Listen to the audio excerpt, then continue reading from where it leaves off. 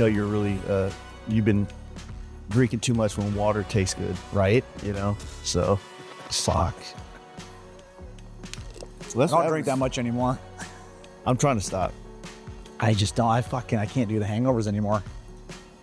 Yeah, They're I not fun. wonder how much it affects my progress, or like I think as I get older, I'm more looking for clarity every day, and I feel like that's like 100% exactly it. I literally, like, I only fucking went drinking one night in Sturgeon House for 3 weeks. Like, I want to be like I'm almost 40 and I'm like, fuck this. Like, I just want to be able to know what I'm doing. Like, I get up at 5, 6 o'clock every morning, and like, I just want to fucking be good. Yeah, that's what I've always been a night owl. Not that I was drinking, but just it's quiet. And I feel like I can work. Well, that's like Kyle. Fucking, he's a huge fucking night owl. I'm like, Kyle, I'm up at I'm in the shop by 7, and like, you need something like, I don't hear from you like to 10, 11. I'm like, dude, the fucking day's half over, buddy. Yeah. You know, so I don't know, the older I'm getting, the more it's like, fuck that, I don't want to pull a late night. I'll be in here at, you know, if it's Daytona Thrash or Sturgis Thrash, we're in here at 4 o'clock in the morning instead of 11 o'clock at night. Well, think about it. When you run into problems when you're here at 4 o'clock in the morning, you can get the overnights and get the things on order and get things solved rather than you finding out you have a problem at 6 p.m. Correct. And you can't do anything about it until the next day. Means that the next day like you just said, you're not going to get the part for 2 days. Right, yeah. And that's exactly it. When we build a bike like one of these things we're doing, that's exactly it. Because we're still, we've been doing this for a long fucking time, and we're still going to run into something. Yeah. When you're thrashing, I don't care who you are still going to run to, I don't have that. Yeah.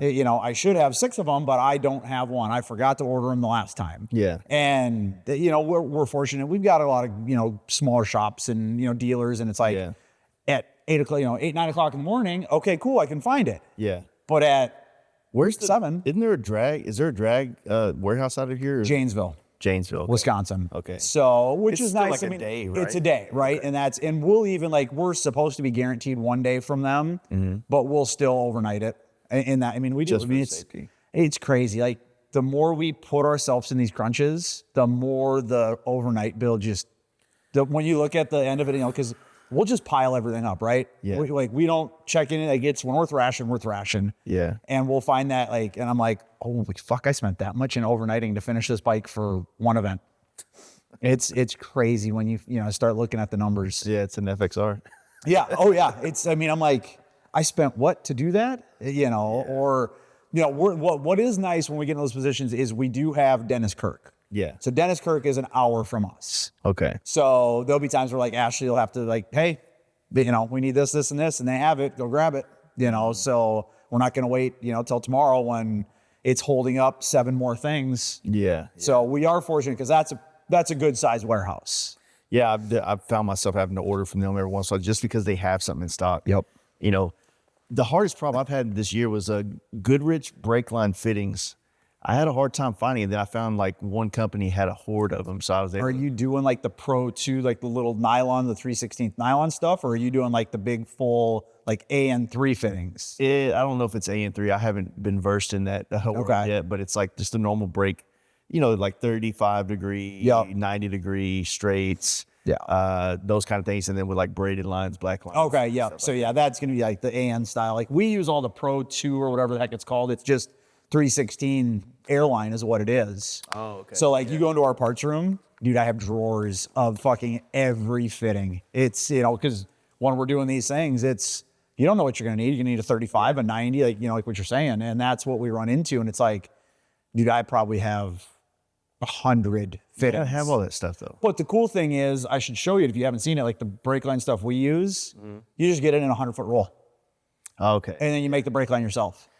That's the next step. And now that I'm kind of opening the doors and going down this path a little more often, of course I bought a lot of the wrong sizes and I just kept them because I know I would need them at some point. But there's that time where you need the options 8 or 10 inches and you need 9 1/4. Yep. You know what I mean? So that makes sense. It is. it's so nice. And we've been using it forever, and it's so much cleaner. It's so much smaller. It's, you just make it whatever you want it. Yeah. And I mean, knock on wood, we've literally had 0 issues in 17 years of using it. Yeah. 0 issues. You know, it's just a compression fitting style. You know, Is there like any kind? Is there a crimping tool or some kind of thing? it's all compression. Okay. So you literally just use a regular airline cutter, so the line's straight and fucking compression fittings. Oh shit. So, but that's how we hide all the lines like we do, and you know they have every fucking straights, 90s, 35s, everything. So that works great. Yeah, it's those details that I think that as you progress in this building bikes, customizing bikes, you start to you build a bike and you're like, this is the best thing I've ever done, and then an OG comes over and goes, well, on the next build you need to focus on the hardware. On the next build you need to focus on all your stuff matching this kind of thing, and it just kind of get to a point where after the 5th or 6th build, you kind of like, now you've crossed all your T's. Yeah, you're getting into the groove. I mean, we're still, doing this as long as we have, we're still we still find when we do a new bike, it's how am I going to hide that? How am I going to do that? Whole different deal. Like if you look over there, that red and white bike, that was my second custom bike I ever built myself. And I just bought it back last year. And you look at that and then you look at one like this and it's like, you can absolutely see the progression of, hardware doesn't match on that thing. Brake lines don't match on that thing. Reusing stock Buell parts that, we would never use today and stuff like that. It's a trip when you see that and you put them next to each other and it's like, but that's 15 years of progression, is really what it was. I mean, I built that in like 2009 or 2010, so. I remember when they were making those kits, right? Like a frame kit for that. Yeah, that's a Redneck Mutant Buell is what that is. And we did one, we did that one back. I think I got the chassis in like 09 or 10. 09 or 10, I got the chassis, but I didn't finish it until like 2011 or 2012. Because it kept getting, that was literally the fucking hustle of, we just started. When that was close to when did you leave West Coast? We talked about this before. This is probably a 6-year-old podcast now. It's because I came down to you. Well, the first one we did in the hotel, remember? Oh, Vegas. Vegas, yeah. Yes. And that was 18 or 19. It was 19. Was it 19? Okay. It was either 2020 or 2021 when you came out because we had that party. It might have been 2020, honestly. And it was 2020 because it was fucking COVID. Yeah, it was the big party we had because when I left Vegas and we did that podcast, that's when I built out my studio, and you were one of the first guys we had in the studio. Yep. That's right. Yeah. Yeah. So that would have been. So I left. I started in business in 09. Yeah. I was in California for like 3.5 years. Mm-hmm. I was there from beginning of 06 to end of 09. Mm-hmm. And then I came straight here and, basically I loved California, but it was a rat race. Yeah. I realized that the goal of doing my own thing with the costs of everything out there, it was just never going to happen. Mm-hmm. Where I can come back here and basically start from nothing. Yeah. And do it. And, literally we started me and 2 buddies rented a shop. It was like 1,200 square feet. And they did cars. They were both dealer techs. I think one was like at Volvo and one was at BMW. And they have, and we all started together. It was all, I went full-time right off the crack in this 1,200 square foot building or bay of a fucking building. And they did it at nights, which worked perfect. They'd work at night and I was there all day. Yeah. So it worked out great.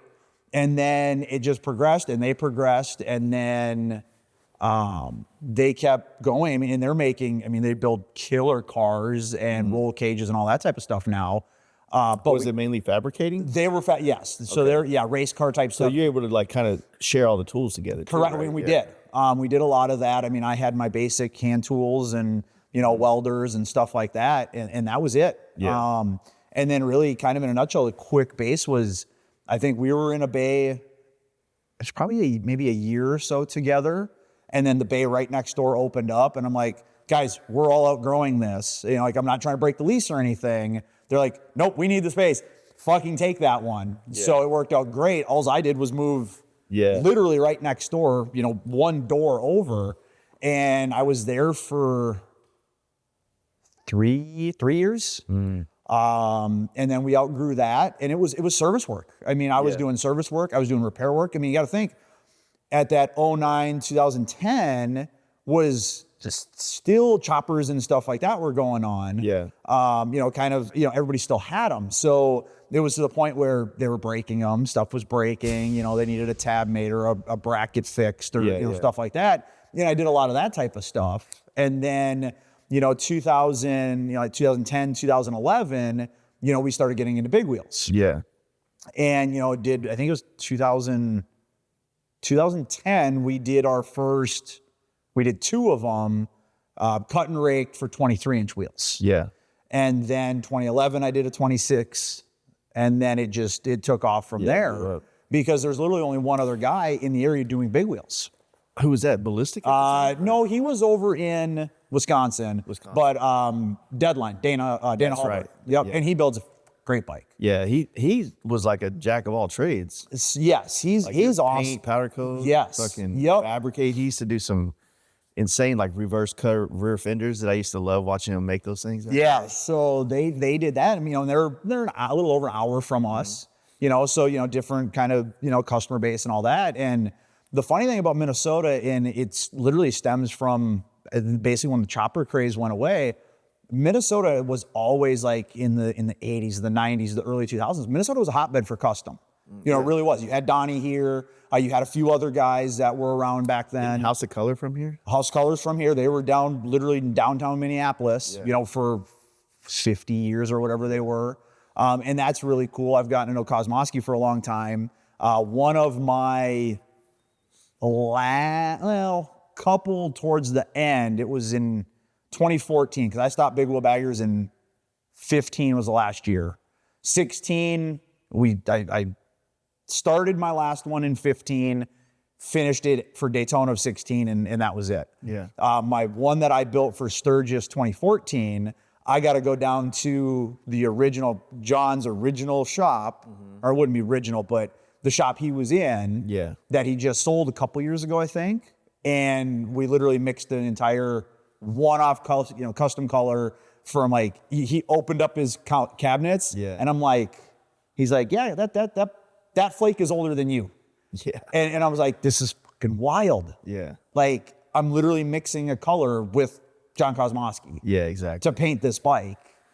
And it was he's like, yeah, we can't get that anymore. We can't do that anymore. You know, all this stuff. And he's like, he's just got a fucking treasure chest of stuff. There's the same way we were talking about like collecting some of the old memorabilia, the bikes and stuff like that from the, you know, the founders of our culture or industry, if you will. It's the same thing that paint. There's a lot of things they've outlawed, like Murano pearls. There's a lot of pearls from like the late 2000s that I say it's a lot in the podcast, but like we can't get anymore because there's only one place that made them and it got wiped out by a tsunami in Japan. Oh yeah. It's crazy because I'll still see Kosmosky because he's, you know, lives out here.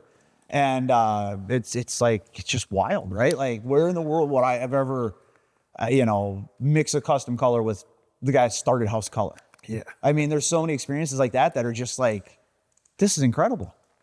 Yeah, that's it was kind of the thing that was going on with the, you know, you brought up the big wheel world. I've always tried to tell people like, hey, I know that, you know, people kind of have their opinion about it now, but there was a window where the bikes were really cool. Yeah. That they weren't, you know, stereo bikes. They weren't. Yeah, they had a good, tasteful stance. You know, the bikes were built to look cool and not wow people. Well, and that was always my take, right? And to me, the biggest compliment we can get as a company or anybody as any company, the way I look at my opinion is that you have to adapt with the times. You have to adapt, right? And when we go through different genres of bikes, whether it was pro streets and choppers to big wheels to performance baggers, now we're doing our custom, you know, pro street and chopper style still baggers. But when somebody comes up and can say, you built that bike, like we know, you know, they can still see our style in a different genre of bike. Yeah. And to me, that's ultimately the biggest compliment, right? Because that's what we go for, right? We want people to know that's what we do. And there is a history to every company, to every builder. There's a history, you know, of progression, or not even progression, but times change. Yeah. And that's where it's the same as, Donnie. You know a Donnie bike, whether it's his bagger or, a bike from the 70s. You know Donnie did that bike. Or what would you say your early influences in motorcycle building were? It's 100%. It's because I'm from Minnesota. It's Donnie. Yeah. 100%. It's Donnie, Dave, Arlen. I grew up in an aftermarket motorcycle shop. My dad had an aftermarket shop. So, and we're from Minnesota. Like we were talking in there, I've got his best friend's one of his custom bikes from Donnie. Yeah. So yeah, it was 100% my motorcycle inspiration, or growing up or looking up to, is 100%. It's hamsters. Yeah. I mean, it is. And that's, a lot of that comes from, that's where I grew up. Minnesota has a lot of hamsters. But that's the era I grew up in. I grew up in it before the TV shows, of the early 2000s. Now, did I watch? Yeah, I watched all the TV shows of the early 2000s, and seen it, and again, then you get different inspiration and different things. Well, you got to think that what was taken long before the 90s all helped, but what was going on in the 90s is what inspired the TV shows to want to be a part of it and exploit the culture, and what I felt like it was a good way in the time. 100%. I mean, it was. I mean, it was, those companies, boomed because of TV. And, I don't think even, people want to criticize, Orange County Choppers for what? Yeah. They put a spotlight on an industry that grew substantially. They might not have built the coolest bikes or the best bikes, but not everybody does. Yeah. And it put a spotlight and allowed so many companies that would have never got the spotlight that do build a high quality motorcycle, or, build something so wild that's, off the charts, You could also attest it to the same way that how many different people went through West Coast Choppers that are a part of the industry, if not leading the industry now. Yeah. How many people worked at Boyd's? Yep. And then became the bike shops that then became the, you know what I mean? The same thing with Orange County Choppers. Like, there's a lot of people that's worked for them over the years that are now people in our industry that have their own thing. And that is, I mean, you look at like West Coast Choppers spawned a heck of a lot of shops. I mean, I was only there for a year, but you've got me, you've got Steve with, why can I never, I'm going to get it wrong.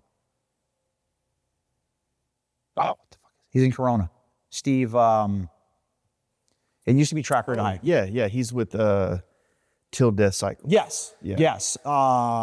You've got Aki, who had, oh my God, I remember the names, but I don't remember the fucking name of the companies. Then you had Chopper Dave's. You had Bill Dodge. You have,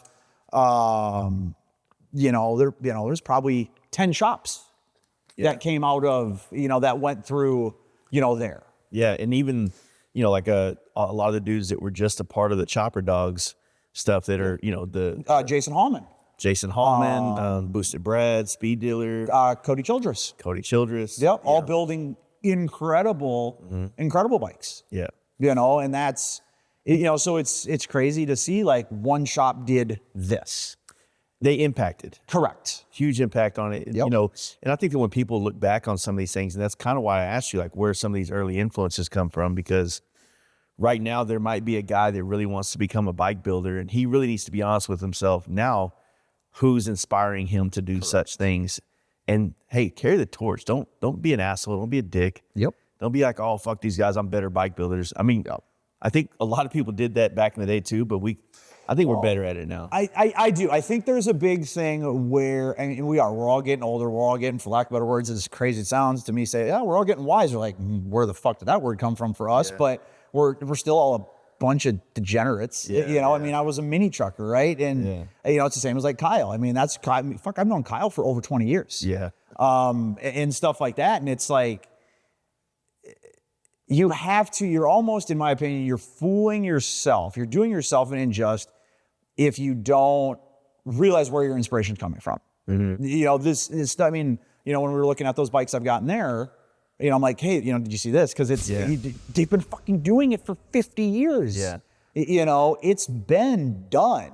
You can do it your way, today. And same as I feel like we're doing things our way. Not to say we're the first to do it, but we're doing it our way. And that's where, if you can tell yourself that, you're going to get far, I think. Yeah. You've got to understand that there is a history. If you want to get into the medical industry, right? There's a doctor that did it before you. There's a doctor that did it so you can be doing it today. Yeah. And it's the same as the motorcycle industry or the custom car world. We are here because these guys started it. Yeah. And that's huge. And you've gotta, the younger guys or the guys my age or even the guys that are older wanting to get into it. You gotta understand that there is a history to this. Yeah. It's not this big, huge, thing like music or something, right? But there's a huge history that is incredible. Yeah. With this stuff. Yeah. It just pays to be interested in it. Even if it might not be the bikes that you want to build, you can find so much inspiration by studying them and find ways to kind of like add, style and things to your, you know what I mean? That's, and again, it's one of those things you can't go into it closed-minded. Like, I could look at a bike that I have no interest in, like it's not my style. Yeah. But there's a half a dozen, like, holy shit, how did he pull that off? Yeah. Like, I would have never thought of that, and stuff like that. And that's where, back in the day when I was doing mini trucks and stuff, and still to this day, I'm not into lowriders. I'm not into lowriders, but I will stare at one for an hour because they're so intricate, they're so insane, and just because it's not my style doesn't mean I don't appreciate it, right? That's huge, and that kind of goes back to big wheels. Like it's not my thing anymore, but I'm still the first guy to say, dude, a fucking big wheel bagger that was built sleek, clean, elegant. They just flow. They're not over the top. They're not gaudy. Yeah. I mean, I look at it as like an old, Merc sled. Yeah. Right? They're just, you're not going to go take a Merc that's chopped and sectioned and channeled and, fully shaved and all that. Yeah. You're not going to go take it on the tail of the dragon. Yeah. But it's going to be the baddest motherfucker sitting in the parking lot.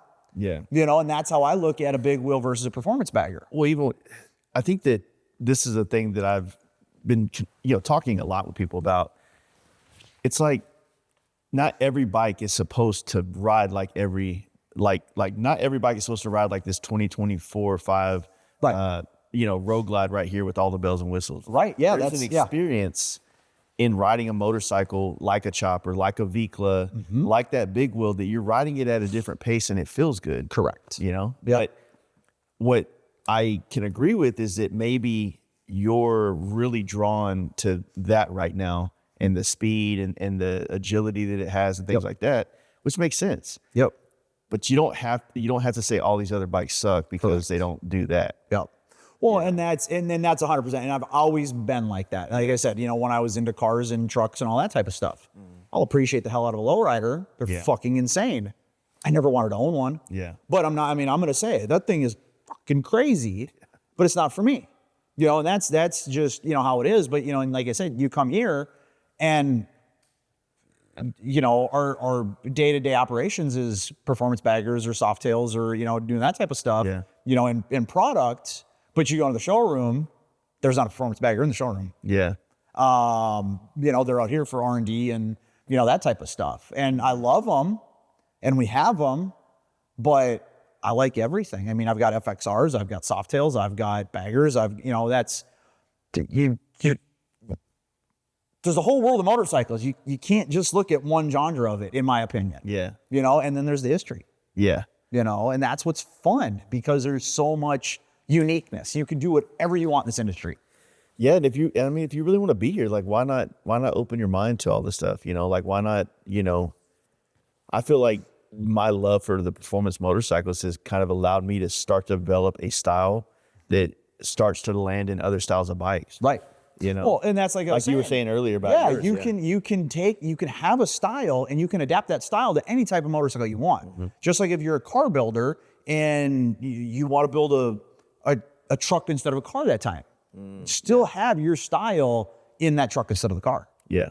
And that's where we like to do things is blending, I like to blend things. You know, that's huge. I mean, there's just off the rip, there's, I mean, long and low for the most part here, but still looks like it can corner and perform. Yeah. You know what I'm saying? And it's fun, right? I mean, that's where, we're fortunate where if I think about it, we can make it. Yeah. We've changed so dramatically over the years that if we come up with it, we're just going to make it. Yeah, and like you said, you build on your tools, you build on your skills. You talk to more people. They tell you the keystone thing to make that whole idea work. You know what I mean? Mm-hmm. That it just goes to show that like the history, communicating with the guys that did it before you, all that stuff pays into making it to where you can do more intricate stuff in the long run. Yeah, and then having great people here. I mean, that's huge. I mean, my guys here are just incredible, and it's. Whatever we want to do. I mean, we're creative and, come up with the craziest thing. Like, yeah, let's make it. And, that mentality in the shop is huge. Yeah. Yeah. Where, this can't be done with just me. Yeah. It's, and that's just part of it. And I've got great people here. Do you feel like you have the ability, maybe not the ability, but maybe the foresight to kind of maybe even foresight's not the right word. You just kind of feel when things are kind of evolving. Because like I said, you were an early adopter of the performance bagger scene, right? And like 2016, I believe, or 2015. So 2015, 2016, what I ended up doing was I was done. I was tapped out on big wheel baggers. And it's not because I didn't like them. It was, I didn't like the direction it was going. Yeah. And we were getting busy, right? We were getting busier. We were picking up, and it was getting more rare for me to hop on a bike and go ride. And so when I would do that, I would pick out a big wheel bagger. That's what we had in the shop. And it was air up the front, air up the back. Make sure to not drag the saddlebags because I can't afford to fix them. Make sure that when I'm parking, I don't back into the curb. Yeah. The joy of riding motorcycles just went out the window because of what the bike was. Mm-hmm. So 2015, I started building the last big wheel that we finished for Daytona 2016 and sold. At that same time, I did a 2015 Street Glide that I brought to, so I did my last big wheel and my first performance bagger for Daytona 2016. And which is now, in 3 months, it's 10 years. Yeah. So it's 10 years from right now when we were doing the first and the last. Yeah. And I literally just went, and back then there was nothing. The thing is, the big wheel, I mean, for a lot of people, I think it did last 10 years. Yeah. But it felt like for me, because I was 16, I rode my big wheel to Sturgis, and I never rode it again. Yep. Because I took a Dyna with me, and I rode the Dyna home, and then sold the big wheel afterwards, and then built my first FXR. And right after that, I in 2017, I picked up my first bagger to do a performance bagger. Yep. Yeah. So, and that was the whole thing. So my deal, kind of and a lot of people know this, a lot of people don't. I'm the first to admit, I'm about looks. Yeah. I want something that's unique. I want something that's cool. I want something that other people aren't doing, right? That's been my whole goal my entire life, right? I don't want to drive the same car that everybody else has. I don't want to have, the same motorcycle as everybody else, right? I'm going to start with that same thing, but I'm going to make it mine. Yeah. And that's how I've always been. And so performance baggers, we did a set of bars, and we did suspension front and back, and we did big brakes. And got the ergonomics in the seat and all that type of stuff. And we did some colors. I think the first one I did was like a red. It was a gray and red. Yeah. And I fucking fell in love with riding it. Yeah. I mean, it was such a blast to ride. And it got shot for the magazine because it was something completely different. And they did an article on it, like I think the article's hanging in the showroom, and it's literally there's another blurb of the editor's notes like, this is what's coming, and this was it was American Bagger. Yeah. And which is big wheel bagger based. Yep. And they're like, we're watching, Curtis is out ripping this bike around while everybody else is, behind. And I get back, and actually I sold that bike in Daytona 2016. So I came back, I bought another one. I bought a black Street Glide, just Street Glide again. Same deal, same recipe, big brakes, did the motor, did everything. And then I sold that one like a month later. And I'm like, okay. Then I got one and it went into winter. And then winter happened and I'm like, we're doing this and we're making them fucking ride killer. They're awesome. The ergonomics are fun. I mean, it's just a great bike. Yeah. The thing still looks fucking stock. Yeah. Still looks stock. I'm like, well, I can't make, and the world was fiberglass, right? So it's like, well, I'm not putting the stretch bags on it because that's the polar opposite of what we're doing here. Yeah. We're going, we're building the opposite of what we've been doing for 10 years or whatever, 7 years at this point. And I'm just like, and I'm looking and I've always been into cars and stuff. And I'm like, why aren't we making carbon fiber? And I'm like, nobody's doing it. There's some guys doing a couple FXR parts and, a couple Sportster parts or whatever, here and there and stuff like that.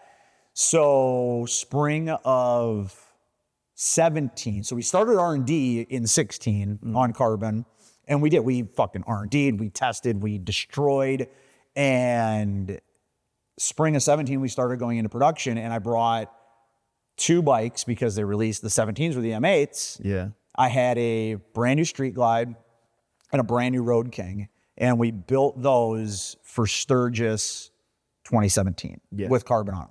And we only had side covers, bags, lids, and a rear fender. And I want to say 17 because I think Sturgis 17 is when I also, I rolled my gold FXR T down there, P actually. And then that's when MJK, Dale, had came out and was like ripping around. And even though he's kind of long gone now, at the time, that bike that he had was pretty bitching. 100%, yeah. And you were there, and I want to say there was maybe Race Glide. You remember him? Yep.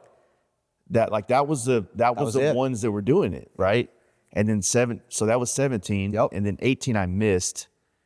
And then 19 was when we all were hanging out together. I think you were working. So yeah, it must have been. I can't. That No, was when I met Kyle 20. and all them. So 20 was the first year we did a booth at Sturgis. Oh, okay. 20 we hit Daytona or no. Yeah, I think 21 was when we started doing booths. For real. But we did, we were out, having meeting, doing all that type of stuff in that, 19, 20. Yeah. So yeah, 21 because I'm like, fuck, I don't know. We couldn't, because COVID hit and it exploded. Yeah. I mean, it was, people didn't understand what we were doing from 17 to 20. Like we were still doing service. We were still doing repair. We were still building bikes for people. We would, guy had a big wheel that he bought and, we fix everything that was wrong with it. Right. We did a lot of that stuff. Yeah. From that time Similar I to what you were doing converted with the chopper stuff. Correct. When you started. Yeah. Exactly. The exact same thing. So I do, you kind of ask, do I kind of see what's going to happen and things like that? I think to a point I do. And I think it's more of, I've been around long enough to know kind of how long trends last. And then it just kind of, when I get bored, That's it. that's when I go on to something different. Yeah. I still, like we were talking, I love ripping on a lowrider ST. Yeah. Or I still love ripping on something like that. But the creativity and everything like that goes into the, my thought of what should be next. Mm-hmm. And I mean, fuck, I'm the first one to admit there's been a ton of ideas that I've had and I've spent money on that didn't fucking work. Yeah. And it's still, I look at it as, let's just have fun. Yeah.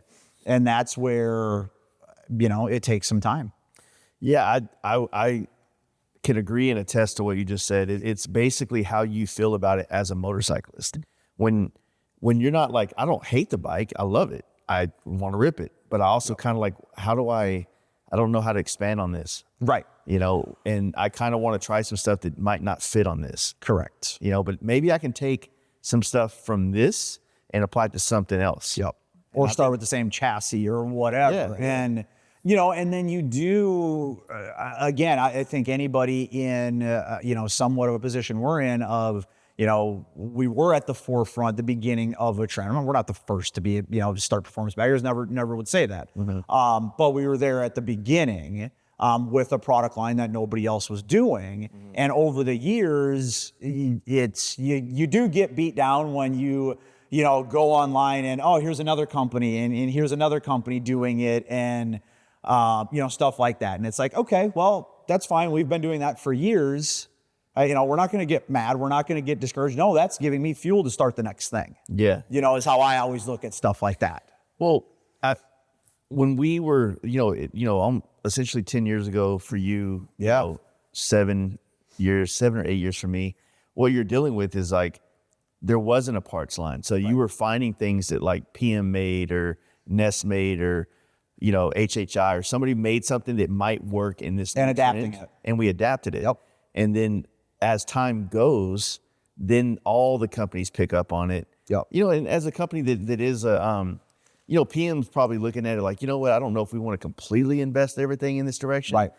What if this is a short-lived trend? Correct. And now you have tons and hundreds of thousands of dollars in stuff that's not going to move, right? Yep. But once I think 2020 hit, like you said, and the bagger racing came out, on top of like the bikes that we were all doing just got better and more intricate. Yep. Yeah, because you were getting better parts, you were getting better knowledge. Yeah. People were, the company, that adapting an Öhlins front end to a bagger. Well, then Öhlins, okay, well, we're going to really dial this in specifically for that bike. Yeah. Same as like you're saying, the brakes and, the rotors and everything like that. We're going to dial it into this. Yeah. Everybody's adapting it. Now we're going to make it proper for it right out of the box. Yeah. Instead of people just retrofitting things. Yeah. Which is great. And I am a very, very, very firm believer in competition is good for business and the customer wins. But also a complete knockoff is not competition. Yeah. That's, you come out with something that's different or done your way, that does compete. Cool. That's completely different. And we've done that. We'll come out with, like our floorboards. We're not the first to do floorboards, but we're doing them our way, the way fit our style and things like that. Yeah. And that gives the customer a new outlook, right? But you come in and make the exact same part as somebody to a T, that's not competition. That's knocking somebody off. If you think about the way the parts game came out, right? A company like Nest, starts to make a part, and then the SKUs get bigger, and then gets to the point where when they're designing their bikes, they have more of their own products going on it. Yep. Right?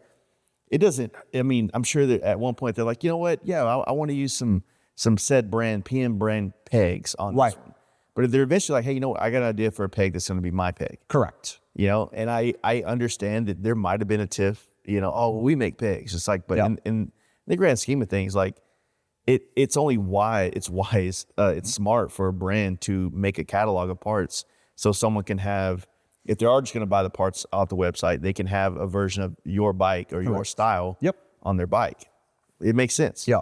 Or if you're building a bike, you R&D parts, and those become the next version. Exactly, and that's exactly it. And that's where I'm saying, like, to me, my opinion is, do your own thing with it. Make the, everybody's gonna make bag latches, right? You can make a bag latch your style that doesn't look like anybody else's, right? Yeah. Do that, because that is great for the customer wins, and the other company also wins because it's gonna get them back on their toes. Yeah. But the influx that we're seeing like crazy right now, which is, we've seen it with big wheels, you've seen it with choppers, you've seen it's ultimately, just a blatant absolute copy it's discouraging. And it's discouraging, but it's like, okay, fuck, if that's what you're going to do, we're going to keep you on your toes. Yeah. We're going to go the other way. And, we've now got the equipment where we can do that and we can pivot. And, that's what's huge to me is, make it yourself. I mean, not only one company's going to make wheels, not only one company's going to make risers, not only one company's going to make carbon, not only one company's going to make side cover, right? That's not going to happen, because ultimately it'll put that company out of business because you're the only place to get it and you're not going to be able to keep up. Yeah, yeah. And so other companies coming out with stuff is great to fuel the industry. Yeah. But there's, to me, there's a line that, be respectful with it. Yeah. And I do believe the actual core industry is respectful of that. But there is, and it's been every trend everywhere. The knockoff guys, they're not, the knockoff guys, 99% of them, they're not from the industry. Yeah. The guys knocking stuff off are not from the industry. Yeah, they, in the carbon world, I might imagine they, there's lots of people that lay up fiberglass, right? Right. In different forms, whether it's Yep. a boat place or a fucking, a dude that's doing some body work for a Honda Civic, Right. Or some body parts. Yeah, making a body kit or something. Yeah, so I mean, a lot of the same principles kind of process over, but there is quality. Laying up a fiberglass part versus laying up a carbon fiber part is a similar but very different process. Correct. You know what I mean? Yep. Similar process, but a whole different quality level. Yes. So that's where it's, for the last few years, it's been, get somebody that emails us or sends us an online post or whatever. Oh, I'm like, another one. Yeah. And stuff like that. And it's like, nothing we can do. Yeah. Like I said, we should go on to the next. We keep focusing on what we do and, supplying what we do. Well, I've ran a lot of your parts. I painted tons and tons of your parts over the years, and I can attest to the fact that they're paintable. Yep. You're not, that's one thing that people don't understand is like when you get a carbon fiber part, sometimes the gel coat, the releasing agent, the things that they use, Still releasing. it just does not work with paint. You end up having pinholes, and it becomes a whole process to get it right. Yeah, and resin, so pop, everything. yeah, there's lots of aspects to it that, and we're talking about marginal differences of prices sometimes, or time. Correct. You're in demand. Sometimes it takes a little while to get a front fender. Correct. Be like that. You know. Well, and that's the whole thing. That's our goal is, the one thing I will say is we know the motorcycles. We know the industry. We know the customer. We know the client. We know because this is what we do. You, me, guy that owns, one of these bikes, whatever, he expects a higher quality that a knockoff company isn't going to give him because he doesn't know, that company doesn't know the end user. Yeah. And that's just huge to me of that's where we focus. It's, again, it goes back to like we were talking. I won't put a part on my bike that I'm not, I won't sell a part that I won't put on my bike. Yeah. And we get it, lately we've been getting it. Well, you don't make this part, you don't make that part. Well, there's a reason why we don't make that part. And there's a reason that company does. And there's a reason why when you walk up to that, it looks the way it does. Yeah. And things like that. And we run into that fairly regular nowadays, but there's just, it is. I mean, the best painters in this industry will only recommend our parts. Yeah. Because we have the bikes painted. Yeah. So we know we're not going to give a painter a fucking headache. But unfortunately, the customer doesn't know that sometimes. Yeah. Trust me, I have a bagger that's got I want to say one of those brands that you're speaking of, a lot of carbon. So I'm going to see how that goes and see what the deal is on that. But I think when the carbon stuff got more and more prevalent, it's everywhere. It's on things. The paint jobs that, like Dwayne's bike that Lucky Strike did and Kyle built originally. Yep. Though there's so much, like it does add a level of like, holy shit, that's a whole nother, like when you got a full carbon fiber body. Oh yeah. And then you paint the whole damn thing, like that's a lot. It's not cheap, right? Right. Yeah. And that's, but man, it adds something to it that you just can't replicate that. right. That's, it's huge. I mean, you can keep talking. I'm just gonna look at this.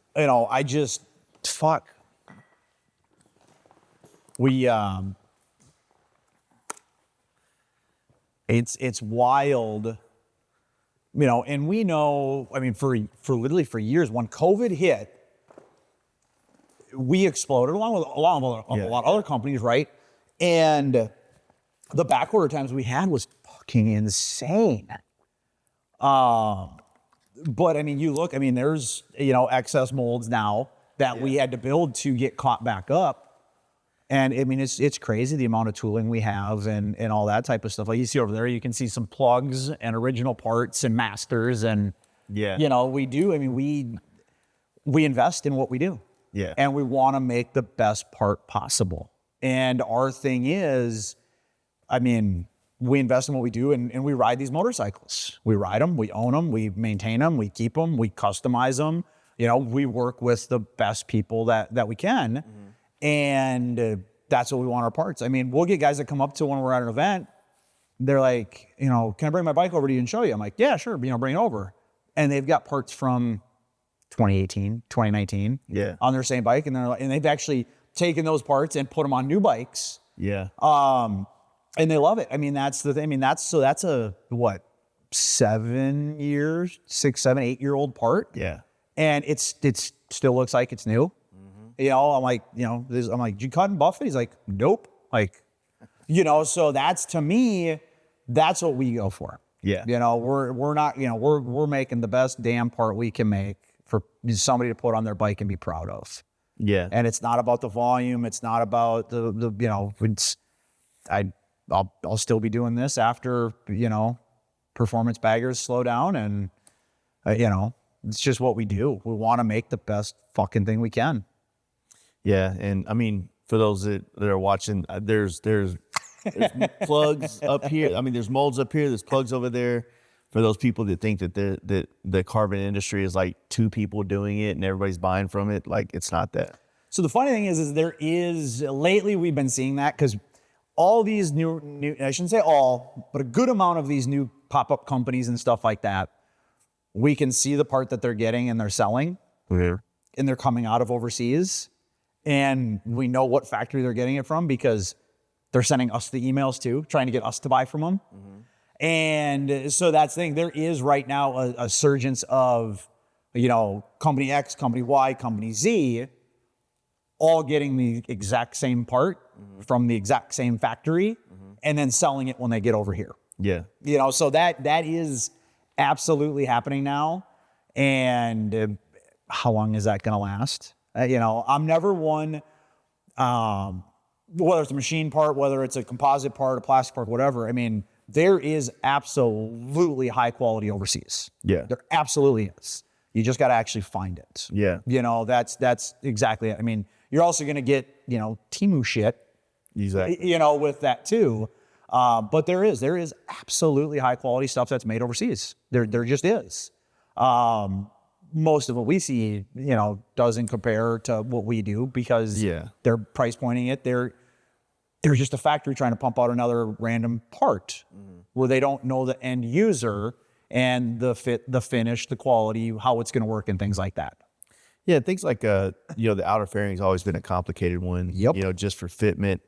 The carbon fiber is so much thinner than the normal plastic that they make. So there's just like a mill thickness issue of like fitting into. I mean, there's so many things you can do. Yeah. But it's like the quality. Like you want to have everything in your bike's perfect quality, but because you had to make this one part, that one has to sacrifice quality for it to be in existence. Yep.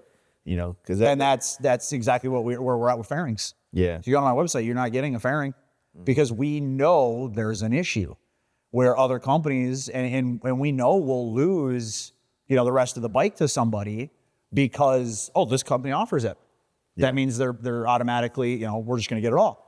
And then you see it, and then, people will call us or email us and, okay, I talked to you, or we'll remember talking to them, and the other fairing didn't fit.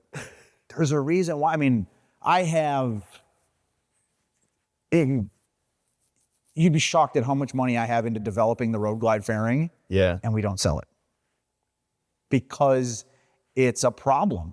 And this the newer one's no different. It's no better. Worse. Yeah. Yep. And that's exactly it. And we get calls and emails literally daily. Do you make a fairing? No. And do we want to? Absolutely. Well, here's the thing, like like Harley has a fairing, right? But it's a race fairing. Correct. So there's not like all the stuff underneath it that has to click and work into it. It's a much different situation than it. Correct. And plus it's a completely smooth on the front. Yep. So that's also like, you don't have to deal with. Well, and it's not in the fitment, but the race bikes are, they can have a wiggle in the carbon. They could have, whatever. They're not clear coat. They're applying graphics to them. It's a whole different deal. Yeah. It's a whole different deal than a guy with the bike on the street. Yeah. So it's a big part of what we've been running into is, the fairing for the bikes. And it's like, guys, we don't want to put our name on something that we know is a problem. Yeah. And it's we released the Road Glide fairing, I think in 18 or 19. Uh-huh. And so that's 6-7 years. Mm-hmm. And it's not, that's where we care about what we do. Yeah. We care about, we're a part of the industry. We're always going to be here. We're not, it's not about the money. It's about building a cool bike and getting a customer a part that works on their bike. Yeah. And that they're going to be proud of. That's the whole thing. And, just to sell a fairing we know is going to look terrible. It's crazy. It's crazy to me that people do stuff like that. Yeah. I mean, it really is. You're not going to paint a bike that, is, 3 inches off from the other side. Yeah. I always tell people it's, you don't have an economy version of what you do or make. It's the best you got and that's it, because the customer is never going to tell someone, hey, I got a fast life paint job, but it's the economy one. Right. So if you see a flaw or something, I didn't pay for the buff job or something. And that's exactly it. And that's where we'll get people asking for the blend parts. Like, no, because they're never going to say that it was a blend part. Yeah. So like, it's not worth it. It as crazy as it sounds, we're not here for the money. We're here to get a quality part on a quality motorcycle. And, it's what we do. Yeah. I think that,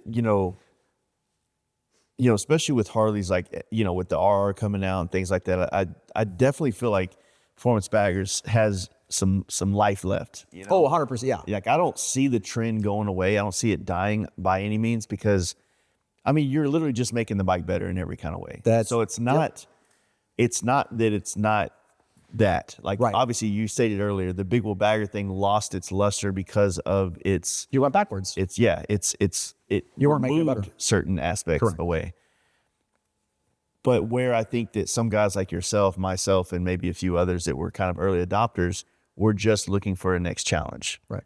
Something that speaks to us creatively, that can still give us great experience riding. Right. And things like that. And so I think that's where a lot of, like, maybe, to kind of, for me specifically, to want to say, like, I don't hate these. Right. I do want another one. But my heart right now is in some other things. Yep. You know what I'm saying? Well, yeah, that is exactly it. It's, you want the challenge, you want what's different, and you're making the bike better. Mm-hmm. Even if you go and put, a crazy paint job on it. That's the cosmetic side of it. But when you do your suspension, your brakes, your wheels, your motor, you're making it all better. You're making it better to ride. And you're always going to want to ride that bike that's better. And that's where a big chunk of the public still wants that. Yeah. Then you're still going to have, the guys that have some mentality like I do or we do and things like that, where, okay, I want something different now. I love my performance bagger, but I want to build something else. Yeah. Because you're not going to, for lack of words, you're not going to convince me that you're going to get off of a performance bagger to build a better riding Harley. Yeah. You can't, so you're going to, you start going back like an M8 FXR or like what we do, right? With these new bikes, like you're not going to tell me that bike rides better than that bike, but you're not building that for the best riding bike. Mm-hmm. You're building that to make the best riding Harley you can. What I've heard from people saying it's essentially the bike I picked up to build, right? Right. That guy owns a nice performance bagger. Mm-hmm. He owns a nice, completely done, Lowrider S. Right. Dyna, actually. Okay.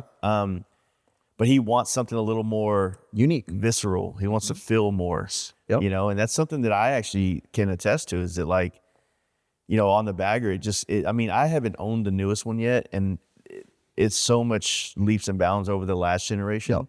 Yep. We were just talking about the hand controls. Like, dude, is there a finishing move on here? Yeah, I have no idea. I can literally start the bike and that's it. Yeah. I don't know how to go through the ride mode. It's crazy. And I've had a half a dozen of them, it's crazy. I mean, and the controls have been out, since 23? Yeah. 23, sorry. So, 3 seasons already. Mm-hmm. And I still I know how to start it, put my helmet on, and that's it. You know, So, it's wild. It's all there, and it's so smooth, and it's this, that, and the other. But like, man, I'll ride one of those because I have one in the shop right now that before I took it apart, I was able to like take it to the gas station or something real quick. And I'm personally I like the feedback of the throttle cables and, you know, the older, you know, not this, but like an older FXR right now. But that's just right now. It's not like That's definitely, you know, and that's going to be, I mean, and that's like, I've got a good buddy of mine, two of them that are out of North Carolina, and they're just huge horsepower guys, right? Everything they have is just stupid power. And one of them came down and helped me at Biketoberfest. And I'm like, because he wants a new one, because everything, you know, he wants a reliable bike, right? Because everything, I mean, 250, 300 horse in these bikes that they have, right? It's silly. And so he took that and he's like, holy shit. Yeah. You know, like, this is a whole different, he says, this is reliable and this is smooth. And it's, you know, I just go and I'm not worried about something breaking and, you know, everything like that. And it's like, they are, you know, the new bikes are nice. You know, they really are. But also, I think that to a degree, they're kind of enough. Yeah. Like you just said, the power, like, you know, before when these M8s first came out, there was a leaps and bounds over what power we would get out of a twin cam. Right. Like you can throw a cam, a tuner, and a few things on a 107 and get a good feeling bike out of it. And these new ones with this high output motor is even more insane. Yeah, they're so you still get to feel good because you put money. Yeah. Like you did something yourself. about like not having to do anything that takes away the fun out of it. Right. Because but I want to be able to still put a cam in it and it opens it up. Like to me, that's the best feeling because the cam gives it like a feeling and a sound and a personality almost. Yeah, I mean, that thing's literally, you know, it's got our air cleaner on it and a D&D pipe, and it's amazing. I mean, it's crazy. I mean, it's surprising, it's shocking that that's still a factory motor, you know, in that thing. It's wild to me, but it's just part of it. It's, you know, everybody wants more power. Everybody wants, you know, everything like that. And, you know, for performance baggers, I think it's, you know, you're not going to get one out of, you know, me. I'll always have one because it's better than factory. Yeah. You know, and you can hop on it like it's a factory bike, but it's going to outdo everything a factory one. But I do believe, I think we're in that turning point of the trend of the industry where people are looking at what's next. You know, I have my performance bagger. I'm not going to get rid of my performance bagger because it is my incredible bike, but I want something unique again, like the performance bagger was, you know, 8, 9, 10 years ago. Yeah. You know, and I think that's the guy that's actually custom based. You know, he wants something unique. He wants something different. You know, like you and I, you don't want to ride a stock bike. I don't want to ride a stock bike, you know, and that's where I think it's going to go back to two bikes again. Yeah. And it's even like I know that a lot of the performance bagger performance scene has this, like, I want everything to perform. But the bike kind of looks stock still. Yep. So I need the aesthetics to match whatever performance is added to the bike. Yep. If it is going to stay very minimal with paint, I just need it to not be the way that you got it from the factory. Correct. You know? Yep. So, and that right there, that is exactly what my mind thought was when we decided to do carbon fiber. Yeah. You know, it can't look stock. We made everything else better, but the bike looks stock. Yeah. I just can't do it. I just could not do it. You know, so that's just it. But, you know, like I said, you've got, you know, Pro Streets and choppers and, you know, M8 choppers and, you know, there's a couple of M8 Softails being turned into choppers. Yeah. And, you know, we're really pushing heavy on the M8 touring, the bagger platform, to turn them into something custom. You've got the M8 FXR, you know, trend, you know, and things like that. So there's a good turning point in the industry right now. I think between some of the guys on the FXR tour and like Cody Childress now, we got the M8 FXR chopper trend. Yep. So it's like, I think it's all badass. I think I love seeing being close with Cody and a friend of his and watching him build this bike over the last, you know, year basically. Yep. And that dude busted his ass. You know it's killer. So, I haven't seen it in person yet. He actually, so Ward did the motor for him. Yeah. And then because Ward can't get a semi into his place. Yeah. The motor came, Ward brought the motor over here, and then it got delivered. It got picked up from here to go to Cody. So, and that was, I'm like, you're going to get that bike done? He's like, yeah, I'll get it done. Yeah. Yeah. Fuck, okay. So Because it was like, fuck, it was last end of minute. September or beginning of October, or whatever. It must have been end of September or something like that when Rick brought the motor over. I'm like, okay. Like, that's awesome. But yeah, I think there's a lot of different stuff that can come right now. And it's fun to watch. It's fun as hell to watch. Yeah. You know?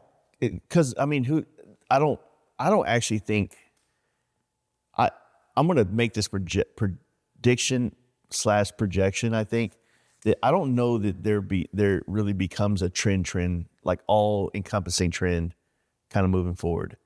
Right? I think there's a lot. I mean, well, everybody kind of thought that when choppers and pro streets and diggers and, you know, all that. And then big wheels came in and fucking swept everything. But you remember that time, that phase, like after you felt like, okay, the choppers are kind of dying off. Yep. It went through a bobber. Yep. A rat rod style kind of like a cafe racer kind of thing. Seemed like that kind of blew up. And then, you know, it just kind of seemed like the big wheel was also one of those things in that world that just clicked a lot of boxes. Yep. You know, because it was a bike that people were able to finance. Well, and they weren't going so radical where the guy that was into custom, he had a rider and he had a custom. Yeah. Then he realized, well, shit, I can make my rider custom, and I only have to have one bike right now. Yeah. You know, so and that's great and all. And then it kind of went to, you know, same with big wheels, right? Everybody, you know, when you had the customs and the guy had a stock, then he went to big wheel and he went from 2 bikes to 1 bike. Then when he had the big wheel, then he had to buy another bike to ride. So then he had 2 bikes, he had 2 baggers. Yeah. Then if the guy did transition from big wheel to performance bagger, then he went down to 1 bike again. Now we're on that second bike. You're on the second bike again because a performance bagger is such a utilizable motorcycle. Yeah. Why would you get rid of it? You know, even if you have an over-the-top full build, and you say, I want to get rid of that, you're still going to get a stock road glide. You're still going to do the motor, and you're going to put the performance, you know, the things that, you know, the minimalist performance bagger, let's say. Yeah. Right? You know, and stuff like that. But then you're going to have your FXR, you know, M8 or your FXR chopper or, you know, anything like that. So I think there's going to be back to 2 bikes again. Yeah. Yeah. Because, you know, and I think you're going to be 2 bikes if you're a guy that actually is going out to ride. You know, you want your bar hopper and you go to an event bike, but then, you know, if you want to take, you know, your girlfriend or wife or whatever on a ride, or you do want to hop on it and ride to Sturgis from, you know, Arkansas or wherever, right? Yeah. You know, you're going to hop on your bagger, Yeah. you know, and stuff like that. Because let's face it, you know, you still want the luggage, you still want the bags, you still want the, you know, most guys, when they are doing that, they still put a tour pack on them. Yeah. You know, and, you know, you're not going to do that with some of these other ones. You can, but, you know, you're loading it down way too much, and, you know, the bike's not designed to handle that. So it's, I think it's good. Yeah. I've been, you know, on the fence again. I think I was telling you earlier before we got on the podcast that I'm really trying to decide because I want to get another modern bike next year. I just don't. I've already had a Lowrider ST, but that's kind of what's calling me more, even though I haven't had the new body style of the Road Glide yet. Right now I'm just kind of drawn to the ST again. It's kind of a step up from what I've been on, so it's not as big as this, Right? but it does kind of solve a couple problems as far as storage, wind protection, things like that. Yeah. And I don't know, man. Like I think that's the next one. My wife actually really enjoyed riding on the Lowrider ST versus my bagger, which blew me away. Interesting. You know, I did have a little tour pack I'd put on the on this, so she had a backrest and everything. But yeah, she's just like, I like this one more. I feel like it's smaller or whatever. And I'm like, okay, well, it's usually the opposite. Yeah, you want more room and more storage and all that. Yeah. But like I was saying before we did the podcast, I fucking love riding these Lowrider STs. Yeah. They're comfortable. They're smooth for what they are. They're, you know, especially now that we've got, you know, the bag kit for them and all that stuff, where, you know, you're not fighting the clamshell bags. And this one's a 24, so it had the uneven bags. Yeah. You know, but you can do them, and they're just fucking fun. Yeah. You know, they're light, they're nimble, they're, you know, they got plenty of power out of the box. So we were kind of also talking about this before we turn on the camera. The prediction for next year, if we think they're going to do a Road King in that new body style or not.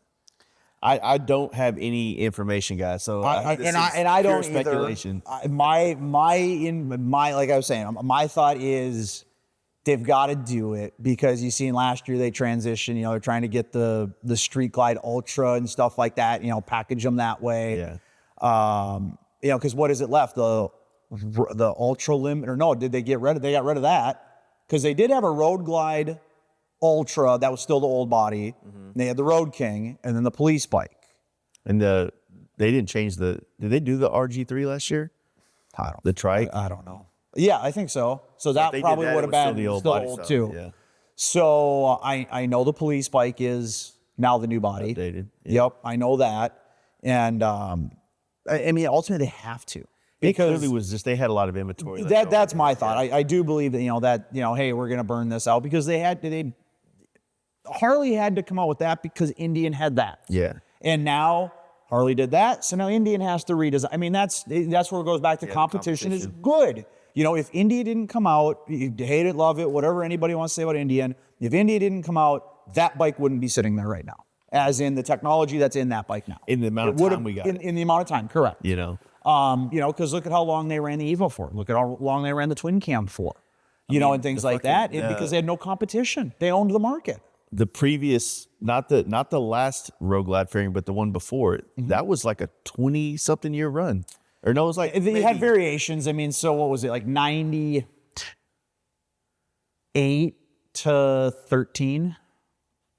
Okay, so what? 15 years? What did they have? They had the Tour Glide fairing. And now that was the and the that 80s. had a couple. That had a couple variations, and that went into the 90s. That went from 80 to like 90. So I guess it does. It is about the same, but I guess I don't know what it is. I don't know if COVID just put in some kind of a vortex or warp, but it just feels like what we're talking about doesn't seem like that long ago. No, 100%. It really feels, it's 100%. I can't believe that it's literally 10 years ago right now that we started our first performance bagger. Yeah. That to me, that's like, where the fuck did 10 years go? I remember with a mutual friend, Steve from NorCal, Trendsetters. Oh, yeah.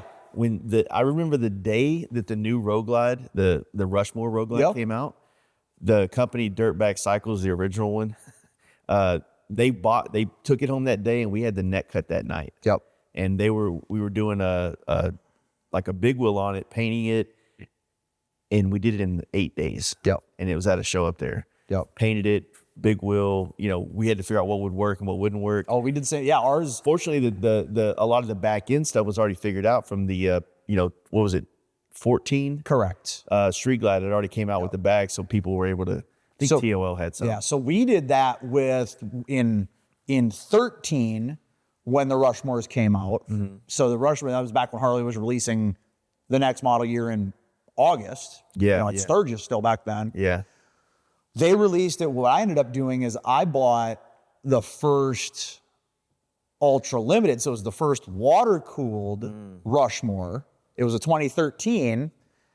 Or I'm sorry, it was a 2014. We bought it in August of 13. I bought the first one that the local dealer had, hopped on it literally the next day and rode it to Madison for Drag's MVP and parked it out front. And literally, once people heard that because nobody fucking seen it yet. I mean, it was like a mass exodus when we showed up, a couple hours later and, the word got around that was there. Everybody went right outside to see the bike. Yeah. Yeah. And we built that and we debuted that and we did, lay frame, we did we threw everything we could do, back then to this bike. But we retrofitted everything. We had a 41 millimeter front end on it instead of 49. Yeah. We had 13 and earlier bags on it. And we cut and made the fairing for it, everything like that. And we debuted it at the Donnie Smith show in March of 14. Oh. So, and we kept it liquid cooled. We took, we moved the fan or the radiator and the coolant tank, built a big metal chin spoiler and had everything up in there. it was really fucking Trick, the metal guy that, you know, and we're still great friends, but when he was working here and stuff like that, I mean, we went all out on this thing. And but that's when it was fun, right? I mean, I shouldn't say when it was fun, but it was fun as hell. Like, what the fuck are we gonna do with this thing? Like, it's being thrown for a loop. And you think about it now, it's like, now you look at one of these and it's like, we thought the world was, you know, Harley just threw us for this giant loop of the wiring that went into, you know, a 14 when the Rushmores came out. This is insane now. Yeah. You know, the twist grip stuff. Everything. The wire. I mean, Harley has crammed so much shit in these bagger platforms. And yeah, I think that platform is still since 09. Yep. You know, the chassis is still, you know, a couple little, you know, they changed the neck on it a little bit and, you know, the bottom a little bit, but it's still a fucking, you know, 09 platform. Yeah. Which is why it still fits in an FXR relatively. Well, and it's why, you know, like if the seat didn't change, you could put 09 to 23 side covers on it. Yeah. You know, the bagger rear fenders 09 to 25. See, I think a lot of us were thinking that this design was slotted for a later release due to the longer bags and the longer stuff to go to a monoshock with a new redesigned frame, 100%, and possibly even the water cooled motors. But this was all right. We need to go back to the drawing. Do something because that came out. Yeah, is what they did. Yeah, you know, and now it's in Indian's hands. Now Indian needs to step up their game because Harley did a great job with that bike. Yeah, you know they did. What Indian needs to do, in my opinion, we're like they got a good technology. More technology does not necessarily.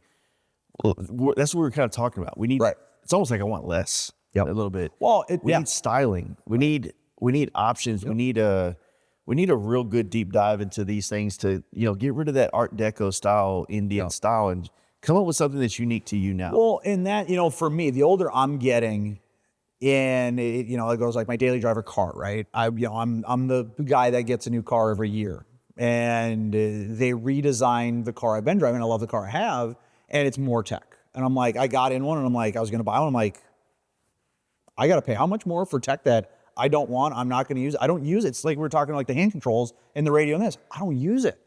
And it's like you're going to get to that point of, my opinion, you're going to start maybe losing some people because you're putting too much tech in them. And that's why you see, you know, like the values of older sports cars are going through the roof. Yeah. You know, an analog car. People want an analog car. You know, they don't want all this tech.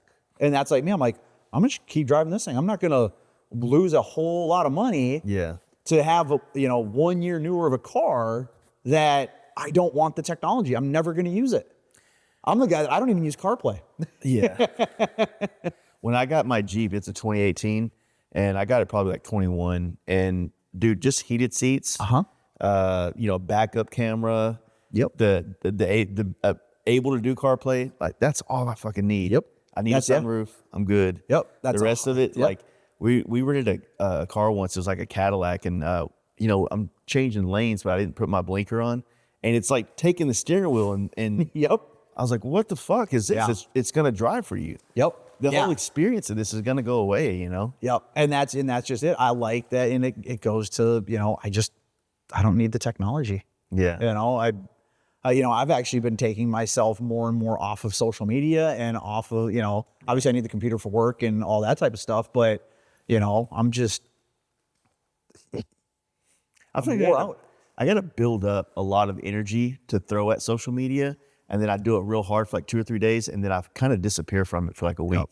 And it's really not good because I'm not giving daddy algorithm what he wants, but it's like, it's really hard to be at all these things, creative, content, and just everything that, like, maybe even your customers or the people that watch my podcast, it's hard to be all those things all the time. Right. And that's, I'm the guy, I'm genuinely happy, and I genuinely need to be at the lift, working on a bike, designing something, creating something. I don't do well. I'm not a guy that can, try and come up with a product at my computer, right? Most of our ideas come from, I shouldn't say most, all of our ideas come from the thought that the bike needs this fixed. Yeah. You know, like I was telling you, like our brake arm, right, for the soft tails. Yeah. You know, they are terrible from the factory, and you know, there's people out there that make an adjustable link to move it a little bit, you know, so you can actually use it. But then, you know, multiple positions, if you know, if you're used to a different, you know, deal like that, where it fixes, you know, maybe it's not a problem for everybody, but I know if I think it's a problem, somebody else thinks it's a problem. Yeah. You know, and that's where, you know, we attack with, you know, our new, you know, our billet stuff, which we've been doing billet for over 3 years now. But the whole reason for getting behind billet was everybody, I shouldn't say everybody, but a vast majority of people were just trying to make the same thing, you know, their way, like we were talking. But not putting in, well, the bike actually needs this. This is a problem with the bike. Let's fix the problem. Yeah. And that's where when the 23.5s hit, that's where we really went hard and really, you know, surpassed things, because we literally got that 23.5, you know, before it was released. Yeah. How we pulled that off, and we just hit it hard of, we know this is a problem. We know this is a problem. We know, because we're trying to do this. And that's where we started making stuff. You know, we're making this, you know, adapter or this piece, or, you know, and things like that to, and that really, you know, worked well because people were running into these problems. And then because they didn't know we were doing billet, right? We're known for carbon, or we're known for custom bikes or whatever. And then they started realizing, oh, I didn't know they had a full line. Yeah. So the 23.5 was, honestly, it was kind of like a blessing in disguise for us. Yeah. You know, kind of like how COVID was, where we had the product line and People had money. it fucking exploded, right? So the carbon, you know, COVID for the carbon was incredible. And then when the 23.5s came out, it was great for us to promote the billet side of things. Yeah. And, you know, it really did. It worked, you know, great for that. And we're, you know, we love doing it because there's more you can do with billet than carbon. Oh yeah. You know, and I'm stuck in this, exactly what you're explaining. I'm stuck in, like, I got 6 ideas, but they solve problems in the FXR world. Right. And that's a scary world to make new technology parts for. It is, and it is, because, you know, we've looked at that too of, you know, how far do we go into the Indian? How far do we go into, you know, obviously I'm going to build my FXR this winter. So obviously we know that we're going to have some, you know, one-off parts on that. Yeah. And, but that's just it. And it's like, do we do carbon for FXRs? Do we do, you know, yes, there's a resurgence of FXRs again. You know, and FXRs always do this, right? I mean, you know, that's how they've been, you know, since 1982. That's how they've been. You know, they couldn't sell them or give them away back then, and then, you know, that's the just, custom world picked them up, and they really, you know, cut their teeth on that. A lot of people did, and I think there's the same thing that happens now. Right. You know, it's I've been saying this for years. It's a rite of passage build like bike. See, and I think our age group, we're all getting to that. The only Harleys that were cool, and they weren't even cool from the factory for our birth year type bikes, is FXRs. Yeah. Right? I mean, that's just how it is. Like, I talked to Jeremy from Lucky Strike yesterday on the phone when I was driving back from Dallas for a while, and, you know, because he's going to paint this FXR for me. And I'm like, you know, he's like, what are we doing and everything? We knew what we were doing. And he knew because it was my birth year. And he's like, I got to find an 87. I'm like, so you want, he's like, yep, I want my birth year as an FXR. Yeah. And I mean, I think that's what you said. You're a guy out here, right? Yeah. 92. Yep. So I think that's the, I think perfect, you know, like what you're saying, you know, rite of passage or whatever. That's your, you know, FXR. It's that bike that everybody loves. But for our age group, it just so happens that it's kind of a double hit of, it's our birth year bike too. Yeah. Most everybody that I hang out with is going to be able to get a birth year FXR. Yeah. You know what I mean? I'm 82. Yep. So yeah. So I slipped in. Yeah. Yep. Exactly. I mean, that's just it. I mean, I think that's a big, and I could be dead wrong, but I think that's a big driving factor, because I know Millhouse's. Yeah. His is an 86. He's not doing a Liberty, but you know, same deal. He's like, I wanted a birth year bike. So I think that group of guys, a big part of them that's really hitting FXR hard is it's that behind the meaning deal. But also there's the other aspect of it. It's like because you said that's going to stay with you. Yeah. Right. I think that when some of the guys that are now in, I guess, our age group that we're talking about, Right. Because we're the FXR, we're not. I guess we're the FXR generation, right? Right. They're building a bike and they're like not looking at it like, okay, well, if I go to sell this, I can get my money back. I don't know. Build this bike to the sickest thing you'd ever do with no intentions of selling it. Yep. And I promise you will enjoy this thing so much more. Yep. Because when I was on my baggers all the time, like I love riding. I travel a lot, and I stopped riding them as much sometimes because I didn't want to put miles on it because I didn't want to take away the value of it. Right. As opposed to when I built my gold FXR chop, I was like, you know what? I'm gonna ride this one in the ground and then I'm gonna take it apart And do it again. clean it up again. Which is like what we were talking about with Exactly. with the bikes that I've got here from the 80s and 90s. Those bikes. That's exactly it. I mean, it's and that's where a lot of you like you were saying, you go through all the old magazines and stuff like that. And I got somewhere over there like those crates right there. You can see that. Yeah, I see it. That's those are crates full of magazines. Oh yeah. But there's a lot of those that were magazine bikes, and you'd think, well, where is that bike? Yeah. More likely, it probably got redone. If the guy was really a custom guy, or it was a shop like Donnie and Arlen and Dave, they'd build a bike, they'd have it out for a season, and they couldn't afford to go get another bike. They'd redo it, they'd strip it down, and it was the same bike over and over and over again. Yeah. And so that's where a lot of those bikes that we could fall in love with in a 35-year-old magazine, they don't exist because it's something else now. Yeah. Like that white FXR that I've gotten there, that was in 2 different magazines, both different styles. Yeah. Yeah. So the first bike, if the guy's seen the magazine from 1990 and fell in love with that bike, well, that bike's gone. It was in the magazine again in 95 or something like that as a different bike. So, which is cool too, because you just see what the difference was. What I was doing on my performance, because I had 4 baggers over the course of 17 to 23. Okay.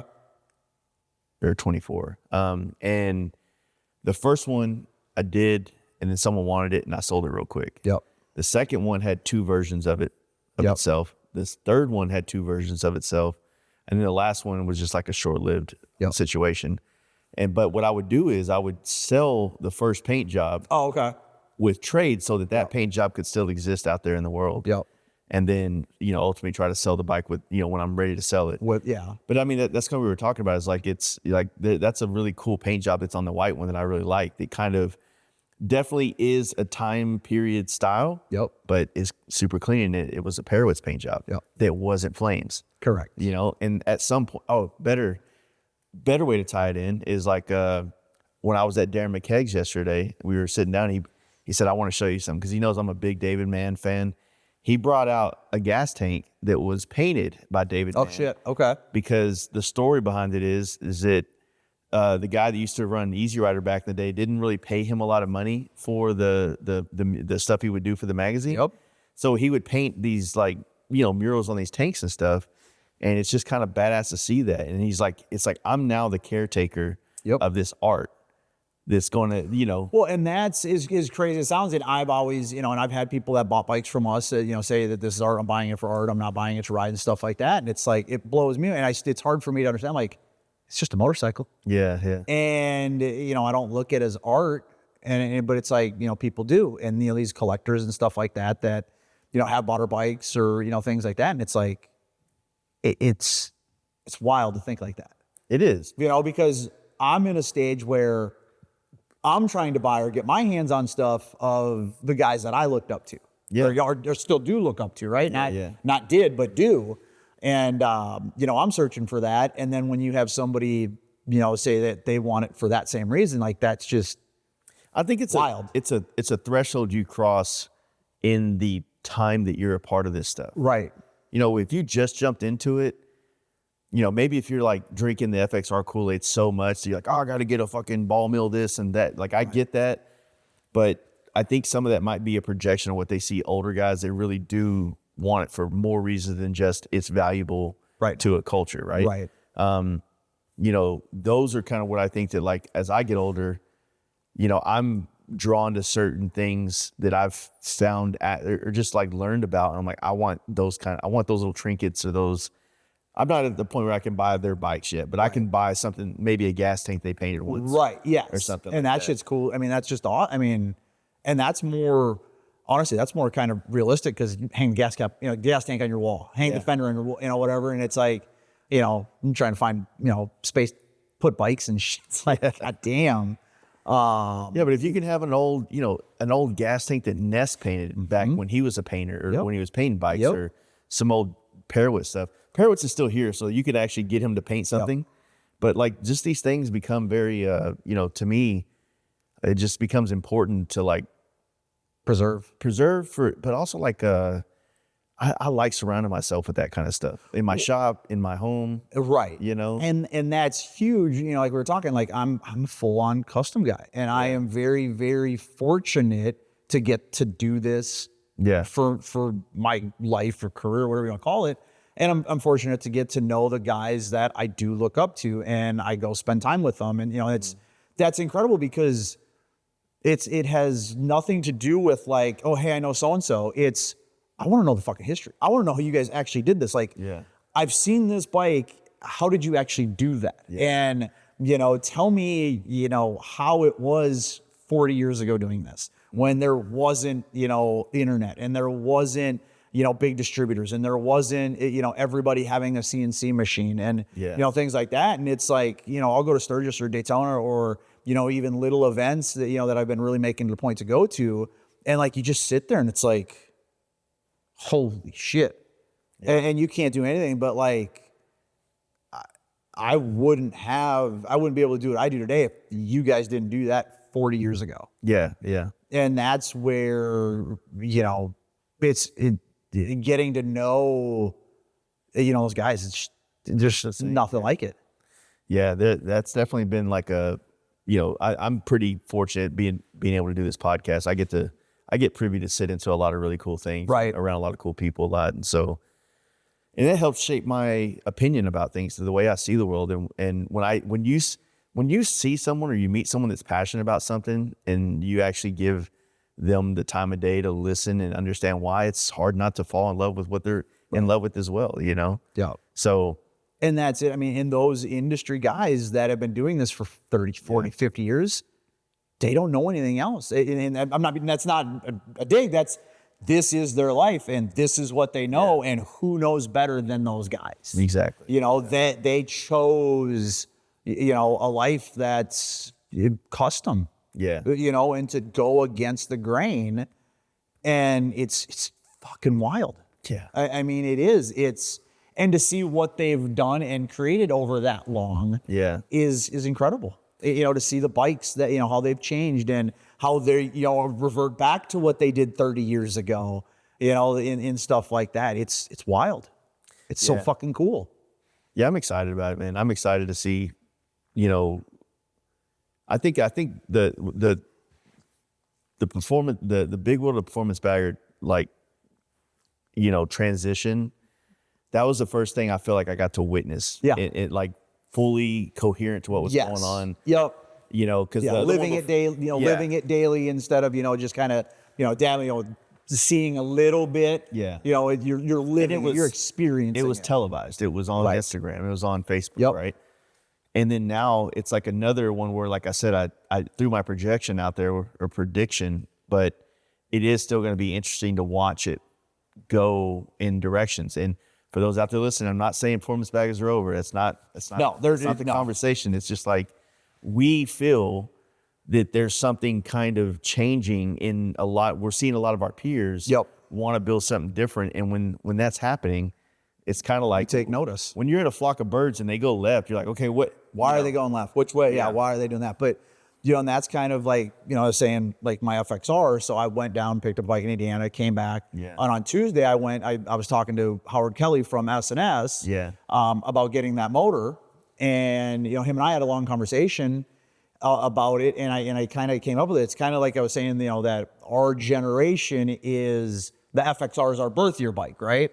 And it's the same thing. I feel our generation is the last one that understood or knew what print media was. Yeah.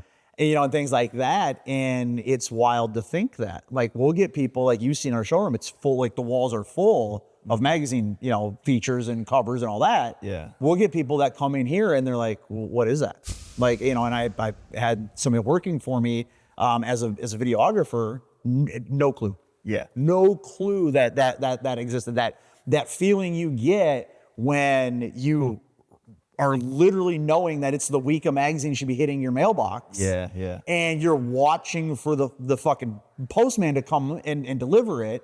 And you walk out, even, as a bit today, I still do it today. If Cycle Source shoots something for us, I still I'm flipping. Like, there's nothing like that. Yeah. And it's ultimately 99% gone. And I think our generation is the same thing. We're the last generation that, like when I was in middle school or high school, I would go to the library because the library had magazines. Yeah. They had the Prime Media subscription, right? For everything that Prime Media had. I'd go to the fucking, during lunch, I'd go to the fucking library and I'd look at Hot Bike in high school. Yeah. Or in, or look at Truckin' or whatever. Yeah. And that doesn't happen anymore. Like they don't, we're literally that last generation that grew up with print. We're the generation that transitioned into digital. Yeah, we definitely did. I remember fucking getting dial-up internet. Yeah, dude. Yahoo pool. Yeah. AOL chat rooms. Yeah. And that's, so that's the wild. ASL. Yeah. Age, sex, location.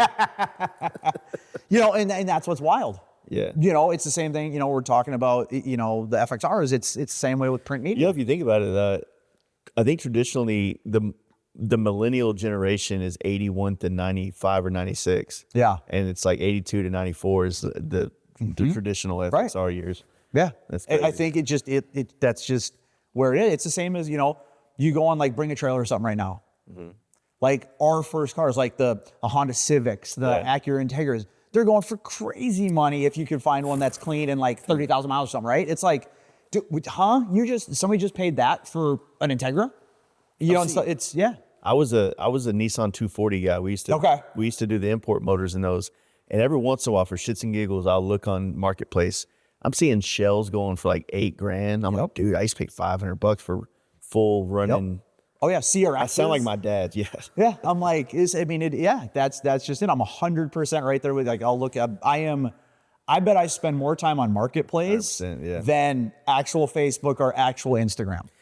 I was talking to a friend about that.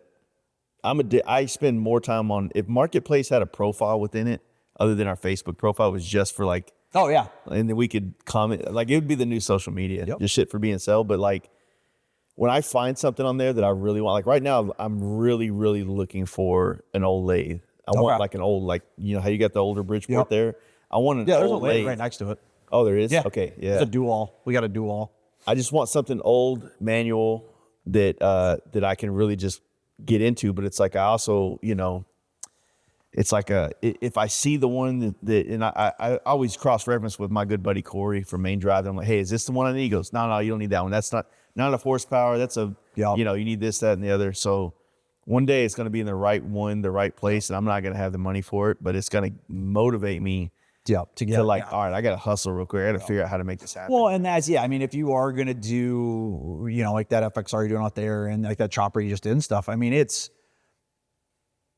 I'm a firm believer in you got to have the right tools. Yeah. And I've always invested in the right tools. And I think when you get into stuff like that and you're actually doing a custom, those are, I mean, a $2,500 Bridgeport and a $2,500 lathe, just manual stuff, you got to have it. Yeah. That's, you just have to. Yeah. Dude, it is so satisfying to use those things.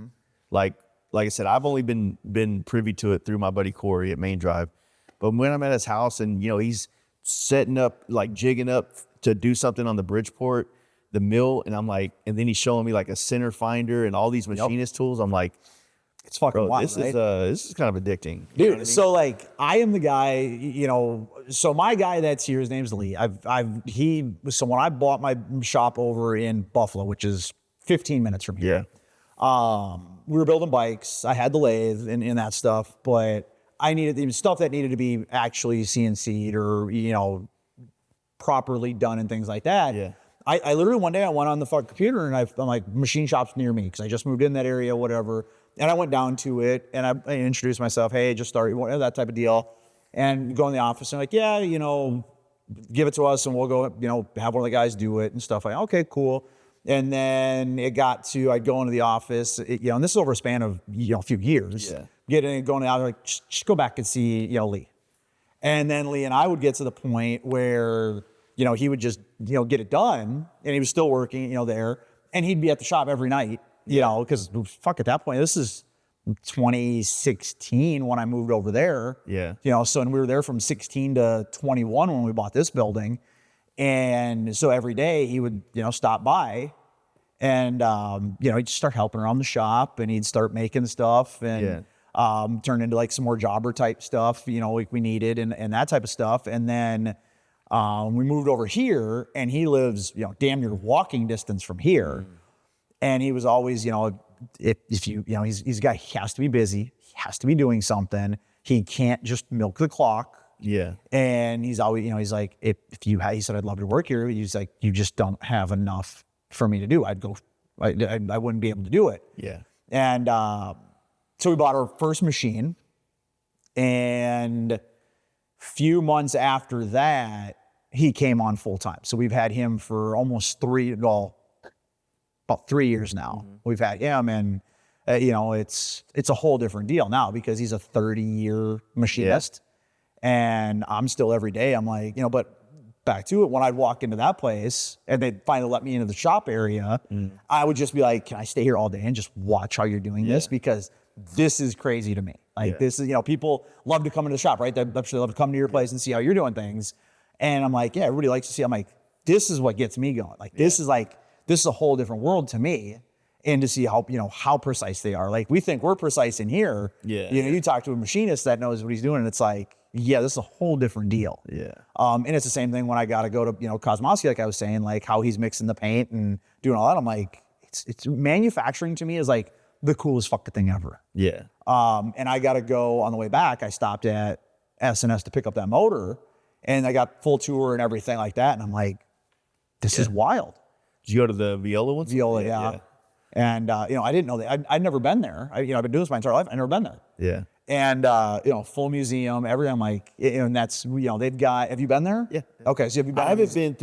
I've only been to the museum. Okay. The cafeteria and the fucking, like we were up in an office doing podcasts and shit. Yeah. So we did, you know, they gave me entire fucking whole building. I went in 2020 when it was like things were kind of weird. No, 2021. So right. So it's still kind of, getting back to it. So, you know, but like, it was cool when you went, did they have his original lathe in the museum? No. So they had his original lathe in the museum.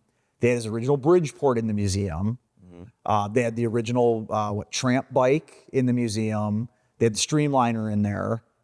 So I guess, yeah, I remember all the motors and a couple bikes, but I cannot remember the bikes that well. Yeah, they had like 4 of the 5 or 5 of them, the 145 Tribute bikes in there. It was really cool. They had the X-Wedge prototype bike in there. I remember seeing the X-Wedge motor. Yep. They had the prototype bike sitting right next to it. I think it was like a Big Dog or something. Yeah.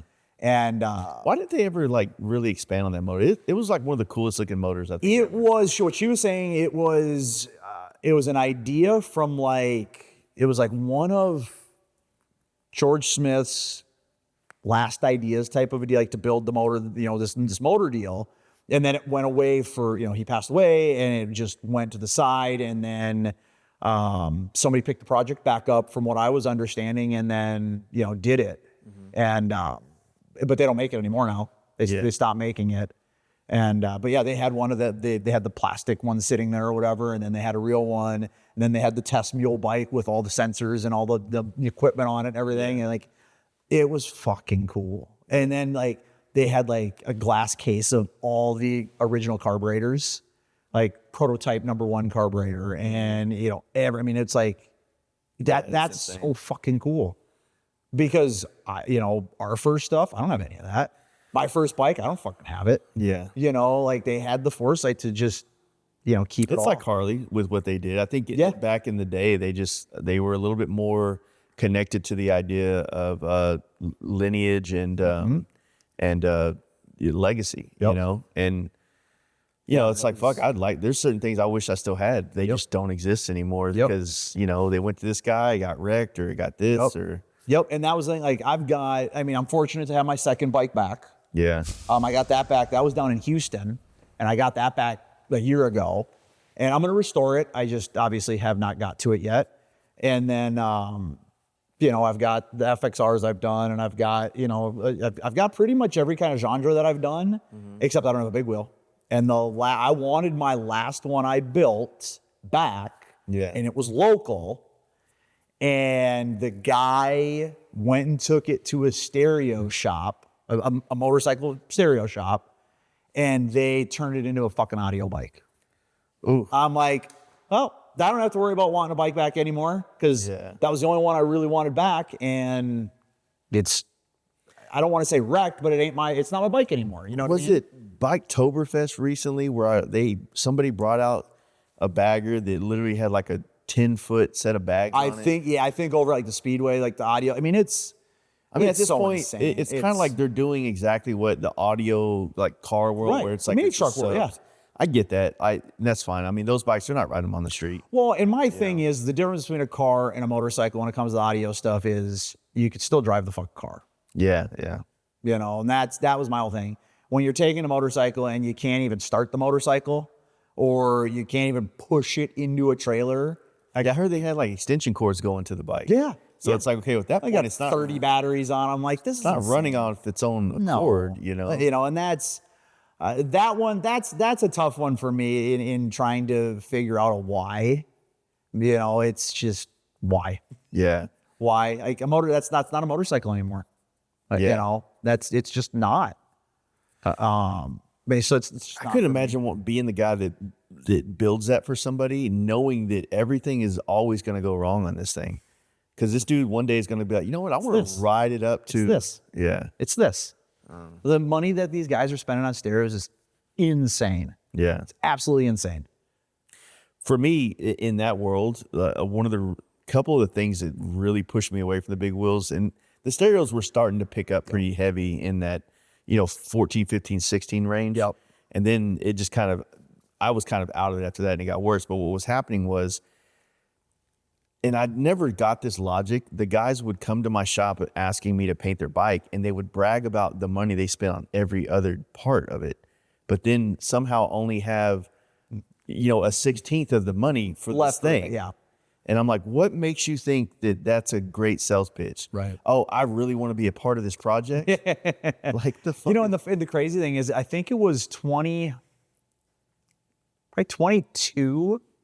And we were. I mean, most everything we were building when we were doing big was either cover bike or feature bike, and things like that. We were building. But you did the bikes. cover of Drag. Was that 2020? We did the Fat Book bike. And then it came out in 21. No, so we built it in 19 and it came out for 2020. That's right. Yeah, so, but when we did that, we were building a beautiful big wheel bagger. I mean, it was dialed, it was detailed. I mean, it was, only a few other guys were building the caliber of a big wheel we were.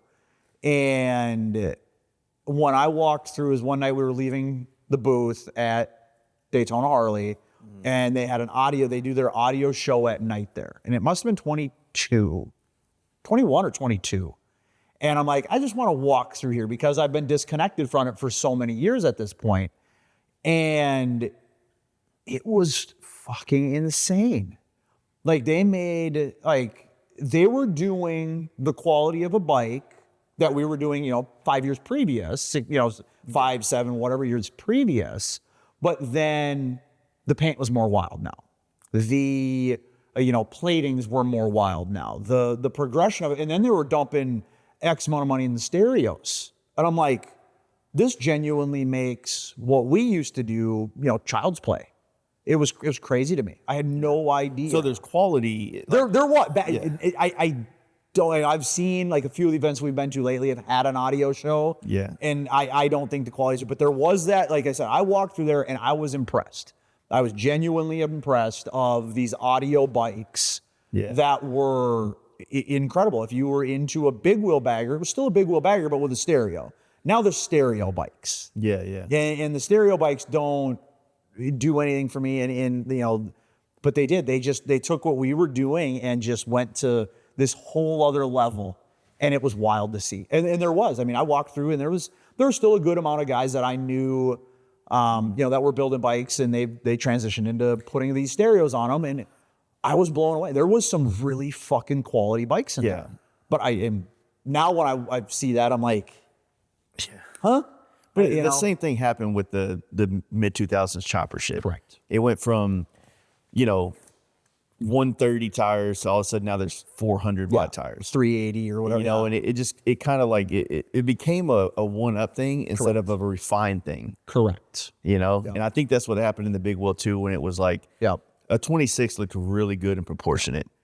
But let's see how far we can get the wheels as a wow factor over, hey, how can we just really make everything we're doing better each time? Correct. And that was our thing when we did when we build a bike. Yeah. How do we do it better? How do we do it better? Not how much more wow can we get out of it. Yeah. I want to figure out how I can hide that on the next one. I want to figure out, I don't want to look at that. I'm huge on that. That's the direction of performance baggers that I always say this. Like, I feel like when Justin, my machinist, did his green one, I feel like that was like a turning point of like custom, like finding a way to do things on this thing that made it like very different. Yeah, and he went to it a machinist way. Yes. You know, not I don't want this to sound negative, because this is not where I don't. It's ultimately it's a compliment, but he went at it as a machinist, not necessarily a bike builder. Yeah. You know, the bike was beautiful. He is a bike builder, but he's a machinist, and he went at it the machinist way. Yeah. You know, compared to a guy that's not a machinist. You could be a bike builder. A bike builder and machinist are two different things, right? Yeah. And you could absolutely blend that. But he went at it with the machinist. He built a killer bike with a machinist mentality. If you take it was fucking beautiful. Yeah. That bike was amazing. If you take the moniker, I think is the way you would say it, of a bike builder as like the main thing, there's a lot of different types of people and what their main focus and skills are that still kind of fall into that thing. And that's why you get a diversity of things. Right. If every bike builder had to be a mechanic as their main gig, or a fabricator, like some people are better at this, but they kind of have a little bit of skills in all of it. You know what I mean? Yes. And that bike was incredible. And that's, you know, we did, you know, like the drag cover bike, that was, you know, it was still a street glide. Actually, it's an electroglide standard that we started with. But that was, I mean, that was tore down. To me, that would be considered a custom performance bagger, because the frame was shaved, slicked down, fully painted, everything hidden, everything internally wired, you know, and things like that. You know, but that's that kind of next level type stuff. Yeah. And there's not many people doing that. You know, with a performance bagger. You know, like Kyle's doing it. Yeah, Justin did it. You know, Justin's bike. I mean, that bike, the mint green one, I would have fucking owned that thing. Yeah. It was beautiful. I feel like until like my recent gold FXR chop, the last full off frame up build was my gold FXR full fairing years before. Yep. My versions of the performance baggers over the years were mostly outside of it. I'd actually never went frame off on it. Right. Those are my travel bikes. Correct. So I was, you know, my one had like 60,000 miles on it. The other one had 30,000 miles on it. I just made them, did all the things to it, painted them, and then I fucking smashed miles on them. Yep. It works for me. I always kind of looked back on it like, man, I wish I would have did one little frame off, all out, kind of like what could I apply? Because a lot of things that I learned in building big wheel baggers prior to that, I mean, I still apply some of those techniques on the bikes that, you know, I've done the last year. Well, yeah, and that's exactly it. That's that, you know, same as, you know, what I learned working on pro streets and choppers. Yeah, I applied to big wheels. I still apply big wheels to you know, performance baggers, and that's where, you know, same as when we do this, or like my other FXR, the teal one. It's where's that one at? Spearfish. Oh shit. So I've got that one out there, and then the drag cover bike's out there too. Okay. So we were when we did the drag bike, we were the first ones where we actually owned the bike, and we got to keep it when we were done. Oh, that's cool. So, you know, Smart. they did the whole deal, you know, and they did that because they just kept accumulating all these bikes. Then they'd sit in the warehouse and get chipped up or damaged or whatever. And then, oh shit, well, what are we doing with all these? And then if you ever went to NVP in Madison, they did, your entryway had like all of them sitting there with for sale signs, and then they take whatever for them, and guys would buy their, like Paul was buying them back, and Nick buys them, and Jeff from they go and buy the ones they want, like like Don Hotop bikes, right? Everybody wanted Hotop bikes, so they like that. So, but they finally just said, why are we warehousing all these bikes? And now every year since we did it, they're if you build the bike for them, it's been the same deal where you now own the bike. That makes sense to do that. Oh yeah, and it's cool for us. It's a hell of a history piece. And that's another one where every once in a while I'm like, shit, what am I gonna do with it? And then it's like, but that's one of those things we're talking about. Like, that's my history. I now have that performance bagger. That's a full custom performance bagger that we built for drag specialties, right? So it's like, we'll just keep it. Yeah. So, but that was, again, that was a full frame off. And, even when a lot of guys are doing, they'll powder coat the frames, that was a big thing. Yeah. Which is great, but you're doing a lot of work just to powder coat it, to put the wiring on the exterior. And, it's that whole, there's nothing wrong with that, but to me, it's like, let's just take that next step. Yeah. But that's that custom mentality. And there's just so many ways of different, to do things. Yeah. I mean, once you start taking these things apart, you find little nuanced little ways you can kind of customize them.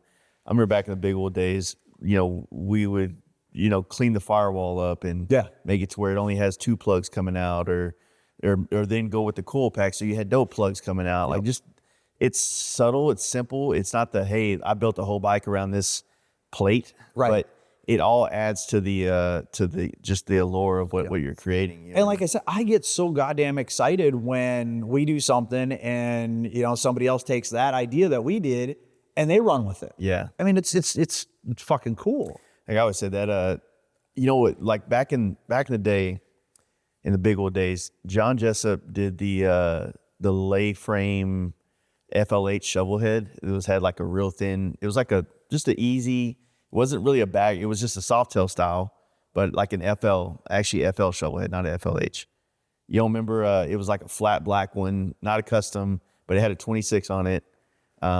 Apes, floorboards, and it was kind of like a Vikla style, but not really. Yeah. Oh yeah. Shit, I said Jessup. My bad. John Shope. Yes. I'm like, so he built that, and I was in love with that bike. And then right after it, or right before it, you did that Tour Glide that was lay framed out, and I was just in love with that because I was also in love with like finding the old C10s and just kind of laying them out. Like, even though I never had one, that was like a dream to have one like that. Yeah, and that's what's fun, is when people step outside the box. Yeah. And that's, I don't want to say it's rare, but when people see the money rolling in from a trend that's hot, they won't step outside the box. Yeah. And there is a lot, I should say there is guys that will, but not a lot of them. Yeah. And those are the guys that I look at what they're doing, and you stepped outside of it to try something, and it's not about the paycheck. Yeah. And that's, to me, in the custom world, that means everything. I love seeing people step outside the box. Mm-hmm. Nobody asked for this bike. Nobody asked for the chopper in there. Yeah. But that's what challenges challenges me in what we can do. Yeah, And I think when we kind of have like, there's a kit now in the performance bagger world. Which there was in big wheel baggers. Yeah, there was. And there was in Pro Streets and choppers.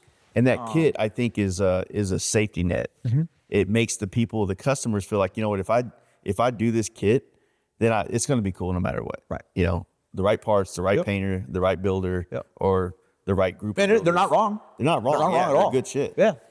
But then it gets like to the point where like everything starts to look the same. Correct. And to me, that's when things start to kind of like burn out, muddy the waters. And so Daytona this year, even though Daytona is like not my favorite thing in the world, I do see the value, and I do see that every year I'm almost as excited to see what people built for Daytona as I am to see what's going to SEMA this year. Yep. You know? And so if next year in Daytona, that kit is like used by everybody, that's when I'm like, okay, now this shit's boring. Yep. You know, it is good shit, but there's nothing like it. The same painter had to come up with 15 different versions of the same thing. Yeah. And change the color and, you know, and then, you know, and then, okay, the same swing arm with 14 different variations, the same this, the same that. And it's like, it becomes like, you know, the proper bagger show becomes, like, how do you judge this? And I do believe that's why the guys like, you know, you and Millhouse and say Justin and say all of guys that were early adapters of performance baggers. That's why they're all doing something different. Yeah. You know, so it's, well, I mean, also because like, I think all of us, you know, we're not rich. Right. And so those kits show the world I spent money. Yep. And when you do that, it does kind of like take away the fun, because doesn't make custom motorcycles like better or worse. Right. But to me, it's about what my hands can create. Well, and that's the thing. And I have this conversation a lot in a different aspect of, you know, what I do, but there's levels to everything. Yeah. You know, business, personal life, custom motorcycles, not custom, you know, anything like that. There's levels to everything. And I am a firm believer that, you know, the guy that doesn't have all the resources in the world doesn't mean he can't fucking be a part of something cool. Yeah. And I'm also, you know, if the guy up here that has this money, you know, same deal, right? like there's levels to it, and it's what are you looking for? What are you doing? You know, a shop that can put out a beautiful motorcycle but doesn't have CNCs in their shop, it doesn't mean we're any better than them. Yeah. You know, and the guy that is doing it in his garage doesn't mean, you know, that the shop is any better either. Yeah. It's that eye for detail. It's doing the best you can and appreciating it, because and I'm the same way, right? Like in my position, I get to hang out with the guys that, you know, are at the top, right? They're doing way more than I am, or we are. And when I get to somewhere and I release a new bike or whatever, I'm proud of shit of it. And I get, you know, excited to see what they're also doing too. And I want to, it's not that I want to outdo anybody. I'm not a competitive person, you know, whatsoever. I am not a competitive person. I compete with myself. The company competes with itself. I always want to make our next bike better than our last bike. Yeah. And I want our company to be known for the best thing out there. Yeah. So when I go and say, Nick and I leave the booths from Black Hills, and he grabs one of his bikes and I grab one of my bikes, I want to be the two fucking baddest bikes that are out there together. Yeah. Yeah. You know, and that's, you know, that's a huge thing for me, is competing with yourself. I don't compete with anybody else. I want to compete with myself. I want to do the best I can. And I want other people to, you know, to do that same thing. I think, you know, that's just how I am. And that's how I've always been. I don't do bike shows. I don't, that's just, it's not me. It never has been, you know? So, you know, even back in the day, like the baddest bagger stuff, I wouldn't, I didn't. Yeah. It's not, to me, it's just not how I am. Yeah, I'm with you on the show thing. I like to show off my bike. I'm not looking for a confirmation through a trophy or something like that. I've always been the guy that stands in the back. Yeah. Like I'll park the bike and I love hearing the feedback. Yeah. When they, you know, they don't know I'm around, or it's not my bike or whatever. I like hearing, you know, them pick out the little details, or they miss the little details. Or the biggest thing we're getting right now is everybody thinks these are FXRs. Yeah. Yeah. You know, shit, I've had FXR purists think that these are FXRs. And it's like, all right. And that, to me, that's when I get excited. Yeah. I get excited. I mean, I get excited doing, you know, getting to get up every day and do what we do. Yeah. And when people are excited for our product, I mean, there's no better fucking feeling. It's the same as for you. Yeah. I mean, what's a better feeling than you spending, you know, all your time painting a bike for some guy and the guy just jaw drops. Yeah. Yeah. Right. I mean, that's my passion. My passion is seeing somebody get excited about what we've done.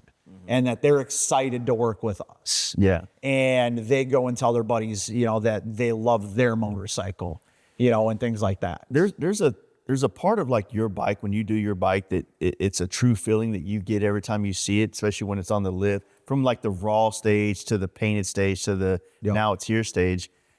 Well, to me, there was a point in my career where I felt like I was so unsure of that feeling that I almost needed the validation from the rest of the place. But I'm at a point now where like I trust myself. Correct. And I trust my taste. And I feel like it wasn't like a transition that I felt like I could have said, oh yeah, now I'm like this. I just like one day it's like, fuck man, like you know what? If nobody likes this, I don't give a shit. This fucking is speaking to me right now. Yep. That was, I mean, the FXR chopper was that, because that was a very going that direction. While those things have been done a lot before, going that direction with that, with the amount of attention that I can put onto a motorcycle, it was scary. But goddamn, dude, when me and Corey were building that bike and we were sitting on the lift and we're like, yo, dude, this is fucking it. This is so sexy. And that's just how I feel about it. Whether the world feels like that. Well, and that's, and we've done some YouTube stuff and we've done some build videos and that, and I've said it, and I've said this forever. Like, there is no greater feeling, in my opinion, than you, like you just said, you see it as a raw bike or raw chassis or whatever. And that first time, for me, the stages of when you build a bike is, it's wild when you know you're done with fab and it's time to break it down and you get to see what it actually sits and looks like. Yeah. Like, I just sit there and stare at it. Yeah. And then when you fire it up for the first time, it's still on the lift, still on a table or whatever. Insane. Yeah. It's just an insane feeling. And then when you actually put your hands on the handlebars and roll it off the lift and just let it sit there. Yeah. And I do it like every single time. I will sit there, like when everybody leaves, I will sit there and it'll be silent in here. And I just sit in a chair and I just look at it and I'm like, this is crazy. I mean, there's no feeling like that. And then it's when you get to ride it for the first time. Yeah. So you have those steps through the process and there's just no feeling like it. Yeah. There's just not. It's crazy. The adrenaline or whatever you want to call it, dopamine, whatever, right? That you did that and you see, all those times that you doubted yourself. Because I mean, I don't know about you, but I still fucking doubt myself every time we fucking come up with an idea or every time we got a new bike on the, my FXR, I'm like, am I really going to do the right thing? Or, if I do it this way, and things like that. And I also just say, fuck it, I'm going to do it. Yeah. But you still have that little bit in you that's like, what am I doing here? Am I really doing this? And the boy, I've literally, what you talking, I've said since day one, I'm going to build cool shit. And if people don't like it, I'm going to go out of business. And then I'm going to have to do what somebody else wants or likes or whatever. Mm-hmm. And we're here now almost 17 years later. Yeah. And I get to build cool shit and appreciate everything we do every day. Yeah. It's wild to think that, we can we can do what we want. Yeah. We don't got to go punch a job that, punch a clock at a job we hate.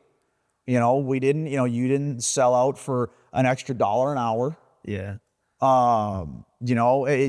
That passion is there. And for this industry, you have to have that passion. You have to. 100%. You have to. There is, to me, every year that I get to step foot in the Black Hills, I'm like, well, I did something okay this year. Because I'm back here again. Because I'm at this place again. And the same thing my buddy Joe Kidd said this a long time ago. Is like, there's dudes that live their whole life dreaming of owning a Harley Davidson. There's levels to what you could dream about having within this world of motorcycling. Yep. And to me, it's just a testament to whatever version of, whether it's just staying relevant, staying skilled, staying on top of it, to be able to go sit there every year in some form or fashion and go to the FXR show, go to the was it Lucky 13s? Yeah. Yeah, go there. Oh yeah. go do some rides, go see people. Like, it's just to me, like, that's just okay. I made it here. It is. I mean, this is in my opinion, there's no industry like this. Even custom cars, because that's a giant, SEMA world, right? Yeah. It's a whole different thing, right? I mean, you have, pockets of small niche in it, but it's still a giant compared to the industry we're in. And the thing that I'm always thinking every day, I wake up and you have to be the fucking best you can in this industry, because this is a want. This is not a need. Yeah. Nobody needs what we do. Nobody needs what we do. Even if you dumb it down, nobody needs a motorcycle, so they really don't need a mechanic for a motorcycle. Yeah. Right? So car mentality, you have to have a car. Yeah. You have to. You can take the bus or the whatever, but you have to have a car. Yeah. Right? So you need a car. You don't need a motorcycle. Even in Texas or Florida or California, where you can ride year-round, you still don't need a motorcycle. You need a car. So we have to, every day you have to know that. You have to know you have to do your best for the public. Yeah. You have to. Because you don't need a motorcycle, but you also don't need a custom motorcycle. That's exactly it. So you don't need that. That's exactly it. You Extra don't. layer. It's the next step, right? It's the next layer. If you don't need the vehicle that we're customizing, Yeah. we really are fortunate to get to do what we do, Yeah. and that is it's your. We sure as fuck don't do it for the money. Oh yeah. That's just it. I mean, we all could be doing something else, but that's where it's a passion built industry, and it's the way, what gets me, like I said, what gets me excited is the guys that, trust us with doing their bikes or their parts and everything like that. And then surrounding, myself, where I can't say how many times I'm fortunate to do what we can do and get to be around the people that have the same passion in this industry as we do. Yeah. And that's what's cool. Some of these guys that have the biggest companies in this industry are the most fucking passionate too. Yeah. They're not corporate. They're not, that type of stuff. And it's crazy. Yeah. They're still riding a Sturgis. Yep. They're, still out there, involved in it. Yep. Going to different events and, things like that. And, we'll get together and, we'll fly in somewhere, like next month we're flying into Phoenix and we're riding to San Diego. Yeah. And, it's about motorcycles. It's about having fun. It's about being with like-minded people that love motorcycles and more or less custom motorcycles. Yeah. And it's so exciting to see like different groups do that. Yeah. And it's also like, I think it's all also on our job as well as to build them, but also kind of lead by example as to like why is it cool to have a custom motorcycle? Yeah. And there's just, I don't know what it is about it, but like to me, it's just like when I travel on a bike, like there's something about I want mine to look unique. And then when I look back on my travels on motorcycles, I see that bike and I see a picture of this bike and I'm instantly taken back to all the different things I got to experience on that, which you can have that with a red bike or a black bike. Right. But for me, it just makes those daydreaming, reminiscing kind of moments a lot more visceral and visible. It's fucking awesome. I mean, that's just it. I mean, we get to build something and then go ride it. Yeah. It's incredible. Agreed. I mean, it's fucking fun. Yeah, and you're still killing it, man. We're trying. I mean, machines, plugs, molds, it's all going down, bike builds. Yeah. I mean, you just keep doing it, right? I mean, it's the passion is what pushes it. This is what we do. Just like you. I mean, you're killing it with fucking paint jobs and now, getting into building the FXRs and, the chopper you just did is fucking killer. Thank you. And I mean, that's, like I said, that's the shit that gets me excited is seeing other people get excited about it. Oh yeah. That's what's so fucking cool. Well, man, where can they find out all about your cool shit? I mean, you got the YouTube. Talk about that. So we do. We did. So I have, about a year ago, we did, year and a half ago, we had a full-time media guy. We parted ways with him. I just hired a new videographer that starts next week. So we're going to start the YouTube again. And it's, one of those things that I'm not a YouTuber, but, our, bike builds and stuff like that. We want to, people to know how we do things. We've always been an open book, right? We always, explain how we build parts, how we build motorcycles, what our construction is of our carbon fiber, all that type of stuff. And we want to show, the inner workings of what we do. We're still a motorcycle shop. We don't do repair and service, but we're still R&Ding bikes. We're still building bikes. We're still machining the parts here, doing all that. We want to show kind of the behind the scenes aspect of everything, show how we build a bike from, if we're rolling it on the lift to rolling it off the lift, or, if we're starting with a full custom and we're starting with a rigid chassis or whatever, we want to show that process behind it. We're not, it's not a TV show, or it's not using it to get YouTube to pay us or anything like that. That's, it's not what we do. It's just insight. We want to show the insight of what we do, because I do believe we do cool shit here. And we want to show people that. We want to, get people excited about what we do and how we do it. Yeah. So, there is a decent amount of YouTube stuff up there. Like, some of the build of this, the other one we did last year is up on there. And so a lot more YouTube is coming. It's just Hofmann Designs. Yeah. And then Instagram, Facebook, our website, obviously, we've got somebody running Instagram and Facebook, and that's updated, daily. Yeah. And then website is, where all of our product is, and you'll see a lot of history of stuff, and bike builds are on there and things like that. So a lot of digital stuff, a lot more coming, because we've had like 6 months where we haven't had a digital guy in here. Yeah. So he's going to have a lot going on to catch up with.